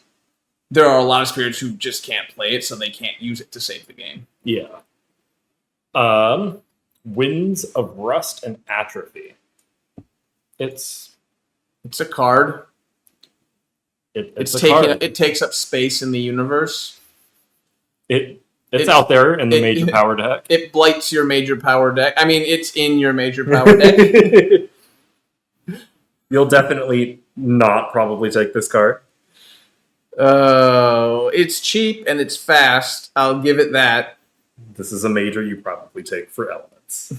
Yeah. One spirit would take it for those elements, and they don't even look for major powers. Yeah, and then you get to either replace a city with a town, or a town with an explorer. You're essentially downgrading either a city or a town, and then getting 1 fear and defense 6. Yes, it can save a land. You're not getting much out of it other than that. The only time I really see most spirits taking this is if they somehow drew 3 cards that are... I don't even know if there are a total of 3 cards, but if they somehow drew 3 cards that are worse, or a combination of 3 cards that are worse, or just too expensive that they can't play it, so they take this card. Or if there's 1 city left in the game that if you get rid of, you win the game. Yep. There's not a lot of reason to take this card. It's also, the worst part is that while it's cheap and it's fast, its threshold is not particularly cheap. Yeah, it is oddly expensive for what little it actually does in game. Yeah. This is probably somewhere in the D tier somewhere. 3 wind, 3 water, 2 beast to just do all of that again. So another 1 fear, defend 6, and replace, and then downgrade a city or a town. Yeah, it's somewhere in the D tier. So you're essentially just getting 2 fear, defend 12. Might as well be defend 14 since you're reducing their damage by the equivalent of 1. It's a card. You might play it once or twice in your life. You might just rip it up and throw it away so it stops taking up room in your major power deck. Just casually forget it exists. We might just move on because fuck this card. Yeah, there's not much to say about it. Where did you end up? I just slapped it in D tier next to the one that's also kind of garbage. Do we feel it's lower than that? I think it's at least in D tier. Just because you. I think it's got value for no other reason than the ability to trash a city is value. That's fair. Wrap in Wings of Sunlight. You're gonna teleport a strike squad of Dahan, and then defend 5 wherever they go. Provided there is at least 1, preferably up to 5 Dahan in the land you're targeting to get the teleport effect. Hopefully, but unlikely. Unless you trigger the threshold, which is not too hard to do. You're just going to need... 1 more of each of the elements, sun, wind, and beast. Yep, and then you get to gather up to 3. And they also go in any land, irregardless of range, so... Yeah, jump pack Dahan. With a little bit of defend to keep them safe wherever they go. The problem I have with this card is there are more, but there are 2 major and most likely scenarios where you're using this card. Scenario 1, you are teleporting in the Dahan and getting defend 5 in a land where the defend isn't enough to save the land or even all the Dahan, but enough where the Dahan can retaliate. So you're still suffering the blight. But you get to clear up the land, so, I mean, it's kind of fair. Or you're teleporting Dahan to a land where the defend 5 is enough to protect them, and you're not necessarily... in which case you don't really need you don't need 5 Dahan in a land where defend 5 is going to be enough to save the land. There is only one person who makes phenomenal use of that, and that is the Fuhrer, because of course... I think the Dahan chick has some value because she can teleport with them. Oh, she can as well? Yeah, she teleport with them. Okay. Yeah, he can as well. But he also gives them +4 health and fight first. Yeah, but she gives them simultaneous attack and other powers to do damage and damage before is better. No, it is. But I'm just saying she can make you. She has other powers that can do damage, so she can teleport over there and then still, she's not waiting for the invaders to ravage. She can actually take a little more proactive approach to. Despite me loving the Dahan, I like to pretend she doesn't exist. I know she's stupidly strong. It's why I avoid her. I think this is probably kind of in a C/B tier. I think C. It's really hard to get that many Dahan. Enough Dahan where it's going to matter into one land to teleport to another. Unless you have built-in Dahan movement. Weave. I love weave. Yeah. So, we're going to do this at some point, and I'm going to record it just so you guys can see it. But we've found a way to create the most terrifying and game-breaking effect. Game-breaking might be pushing it, but... Game-breaking, probably against the player is the worst part. It's probably actually more, depending on how the rules work, it might be more detrimental to the players to do it this way. Okay. Tangent time. It is possible. We've not done it, but we're going to do it. We're going to do it. We're going to record it. We're going to post it for everyone to see. We are going to make the inland lake. You're probably asking, what the fuck are you talking about? It requires 3 things. 1, it requires ocean with his deeps aspect. 2, it requires the bird, Finders of Path Unseen. And 3, it requires one of those 2, preferably Finders, but it could be the ocean too, to have this card. What you do then is you have Finder treat its land, inland, and one of its coastlands that Ocean has 3 deeps token on as adjacent. You weave them together through weave, and you have Ocean convert the land into ocean. When the land breaks from weave, you now have an ocean tile inland, in the middle of the island. You do have to get the repeat effect on the deeps effect, though, so that you can... you essentially put as many deeps as you can into that one. That way you'll have enough to hit the 3 when you push it. Then you do his second deeps effect, which is where it checks if all towns and cities are gone. Yeah. Transform it, push it to an adjacent coastal land, which then you would push it inland. Then the repeat kicks in, and it checks for towns or cities again, and then turns it into an ocean. You don't need to do that, though. You do have to get the repeat. Why? Otherwise, it's going to take multiple turns. This makes them adjacent, doesn't it? This makes them one land. lane. That's the bird makes them adjacent. The bird does the adjacency for you. Then you tie them together with weave. So now you have this land tied to the coast. You have the inland tied to the coastland. They both become ocean simultaneously because they're one land. So when they break apart, they will retain the ocean qualities. Right. And then you have an inland ocean. That's what it was. We're going to do it at some point. We're going to put it on YouTube for everyone to see. And it's a terrible idea, but it's going to happen. We don't know what the rules would be in this scenario.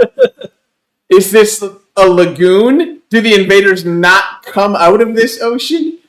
Do the invaders come out of this ocean? In which case, you just made 6 coastlands in the middle of the island? I would assume that, because it is technically an ocean space. We don't know. That's for us to decide and you guys to judge.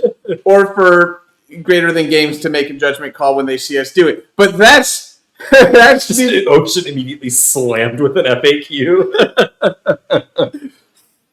But it is possible. We're going to do it, and we're going to show everyone when we do it. But until then, we got to talk about Weave. Yes. It's a fantastic card. So fun. So many uses. Abusable. Yeah. In many elements. Yeah, another 5-er. So good. So for those who don't know, target land and any adjacent land to it are treated as the same land with the same number. Both they share the terrain types. They have both terrain types. And am I reading it? What else am I missing? Single land. It has the same terrain, the land number of both lands. When the effect expires, you divide the pieces as you wish, with all of them considered to be moved as a result of this effect. It's just good. Like the ability to combine, like we've talked before about how multi-targeting is huge. Well, what if we brought the multi-targeting to the land? Now you don't have to reach all the way over to the other land you want to target.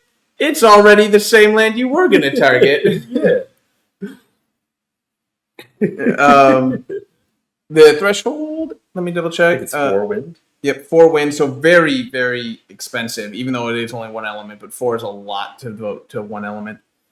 Isolate the joined land, fantastic. Isolation is a very, very powerful mechanic. You gotta love it. And if it has invaders, 2 fear, and then remove up to 2 invaders. Specifying the fact, again, stressing, I should say, 2 invaders. Yes, that means cities are not immune to this effect. This is a good card, and if you can get the threshold, this is a good card by default, and if you can get the threshold, it's that much better, and it's affordable. Not every spirit can afford 4, but a lot of them can. And there's enough elements that someone is going to get a benefit from. Yeah, it's very difficult to find a spirit who is not going to get some sort of value out of the element combination. There's a few. Yeah, the ones it lacks are fire, grass, and beast. Yeah, there's a few. Like, for example, the would lizard. That be Panther? Fire, grass, beast? He doesn't. He likes moon is the only element he likes of the ones listed on there. But again, the lizard wants fire, wants beast. It does want wind and water, but those are very, very tertiary. But yeah, there's a handful. Fire guy doesn't really want anything other than the wind. But again, there's a few spirits who don't necessarily want it, but it's such a good card. I don't think I can put it in A because this isn't one of those play the card and you win the game type of thing. But it's just a very good card. Onto a very bad card. Yeah, sure. May as well get this one over with. Okay. Draw towards an all-consuming void. Bad card. Generally speaking, don't play it. Few exceptions, but that's literally it. Yeah. You're only going to play it if you have the energy, and it will win you the game. Other than that, I'm pretty sure it's going in F tier below Hatred. Well, technically. No. Technically, it's scored higher. Oh, that is. It's technically scored higher. Void was the leading worst major power until we got to Hatred. Yeah. And overtook it by 1 less point than Void. Void is extremely situational. It is stupidly expensive. Really expensive. It gives no element. It is slow. It is slow at a range of 0. Yeah. It gathers essentially 1 of everything, including your presence, and then it's going to destroy. It's going to destroy most of the invaders, but then 1 of each. You know what the worst part? You know what the worst part about all of that is that despite everything, is it still doing damage and not just remove everything in that land? Yeah, and it's still giving fear. I'm not gonna lie. If this card just said destroy or even just remove all if they pieces gave you a specific token to just say that is a void now. Yeah. Nothing exists there. Nothing ever will again. I don't know about that. It'd be cool. I do think it'd be cool. But if it just said remove all pieces in this land, this card would actually probably shoot up to like C tier. But the fact that it's doing damage and thus cannot guarantee the land is going to be clear of invaders. I mean, it's 15? 15 damage. It's 15 damage. It should clear the land. I admit it. Volcanic eruption does more. Yeah, it should clear the land, but it cannot guarantee that it does.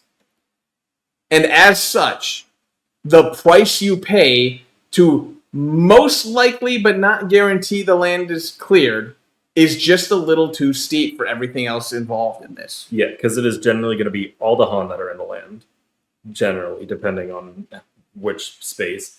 it'll be 2 of the beasts, and then it'll be anywhere from 1 to 4 presents. Yeah.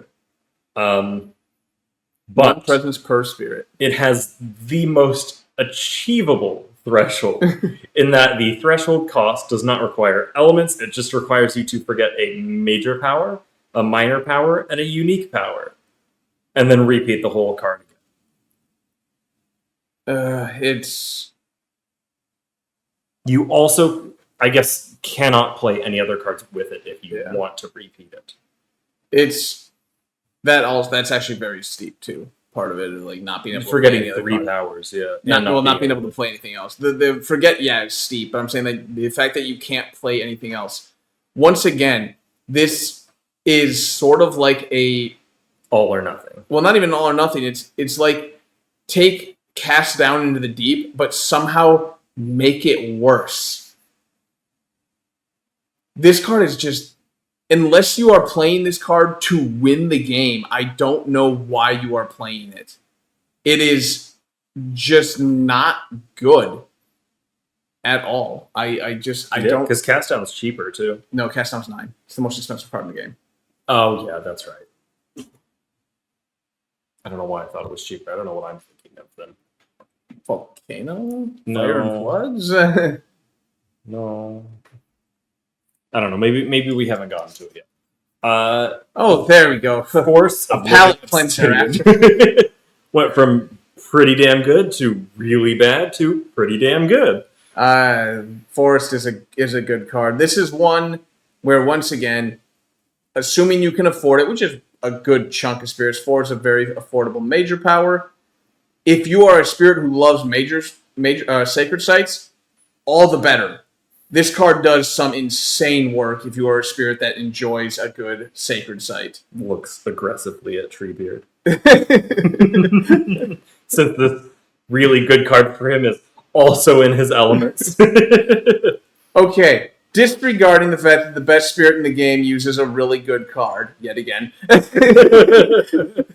Like, again, maybe again. But, like I said, anyone who does a lot with sacred site, Lure does really well with this. It gives Lure the ability to get rid of excess towns and cities. Again, something he's really bad at usually, because he can only hit a limited number of them per turn under normal circumstances.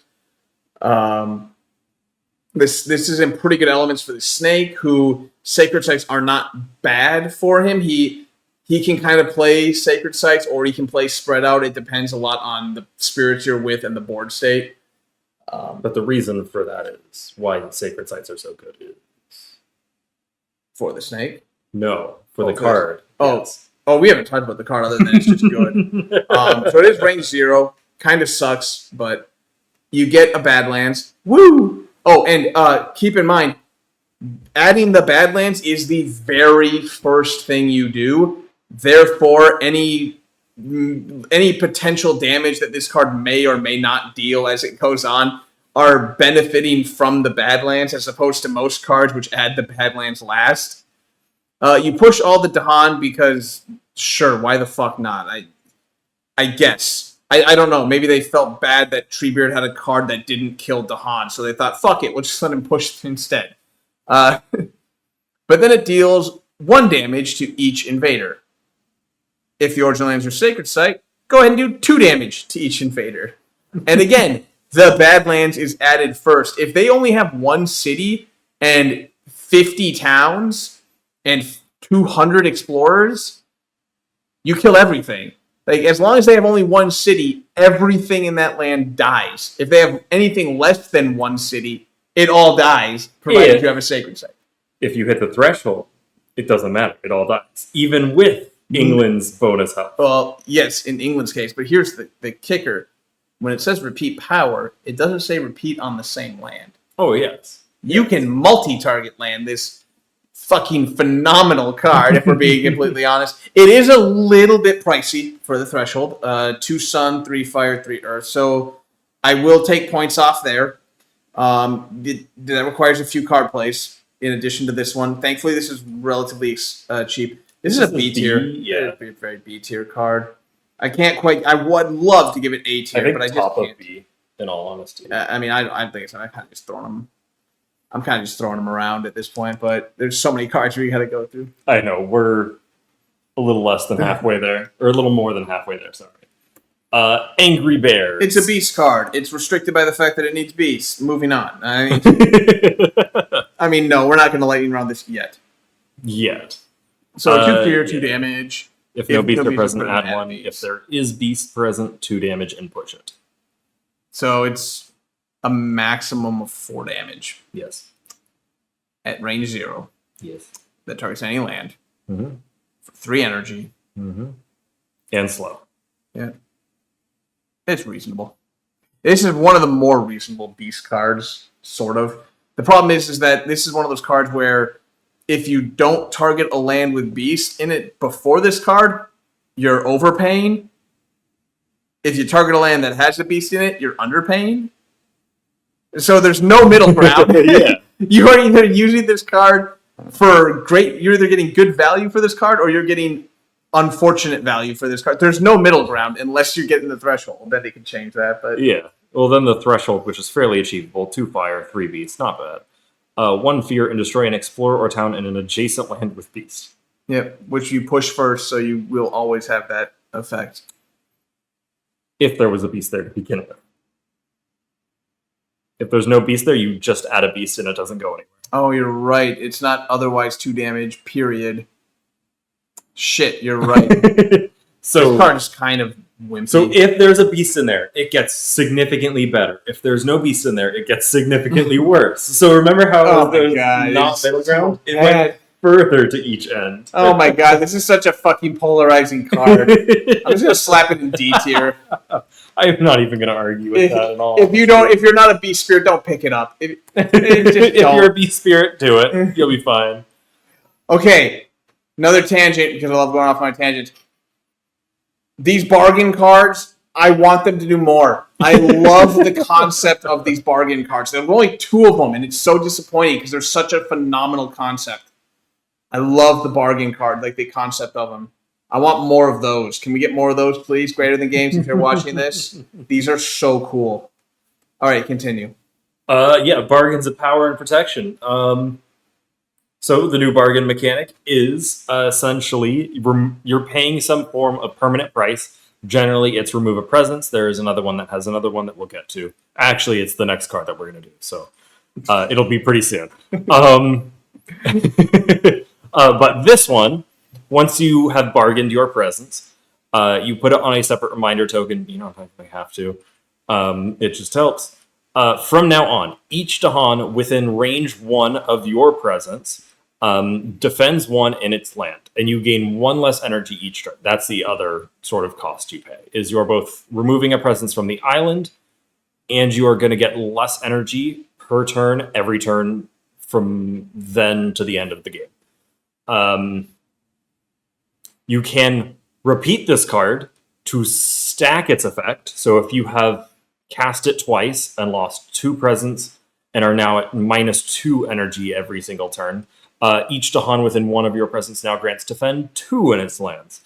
And then the threshold is somewhat expensive, 3 sun, 2 water, and 2 earth, but it allows you to pull the presence from your track instead, which is borderline a proliferate effect. Can I just take a moment real quick as well? As much as I love these bargain effects, I just want to point out that the threshold effect for this card, and I believe the next one, can you peek at that? Yeah, it's the same kind of price. Yeah. That's more expensive than fucking Unrelenting Growth in terms of threshold, guys. You know what? Unrelenting Growth has managed to dodge many a power creep. It is the power creep. Check that out. Oh, yeah. All right, let's finish this one. Yeah, so phenomenal card. Do we put it in S tier for the borderline proliferate effect? On top of, or is the price? I think because it requires the threshold, I think the best I could do in that regard would be A tier. Because you're not guaranteed, but the bargain effect. Bottom of A also because defend. The bargain effect, the bargains are really cool. Actually, because the effect you're getting is defend, maybe B tier. I think this next one might be A tier. All right. Yeah. Okay. No, I see where you're going. I see where you're Yeah. going. That's fair. I understand that. Because you're only getting one defend. I'm tracking the thought Per process. I get you. Yes. The next one, the only other bargain card I believe that we have. Yep. Unfortunately. Much better We'll get written, more thank eventually. God. They actually put the bargain mechanic in its own separate thing, because the other one has remove an energy at the very top, and then at the very bottom it says you also lose 1 energy per turn. This one just says bargain, 1 presence now, and -1 energy per turn. Much better, just a nice quality of life change. The hardest part about targeting this cards is you do require 2 lands with 2 Dahan. Both the target land and the marked land have to meet those requirements when you play the card. As I just said, you have target land and you have a marked land. After pieces are added or moved into the marked land, you can choose any land on the island and move those pieces directly to that land, irregardless of range. That is phenomenal. You want control? I'll show you control. Yep. Oh, it actually marks 2 lands, I realize. Yes. Yes. Okay. I'm just going to slap that in A tier. This is a really good card. Yeah. And same thing, it's going to be 3/2/2 for the element cost, and it pulls it from the track, so it's borderline proliferation. Stupidly cheap, just like the other one at 2 energy as well. Both of them also have 4 elements on their... Making it real easy for a lot of spirits to pick them up. Yeah. There's a lot of flexibility that can be taken, and even if you cast it once, that is still insane value. Yeah.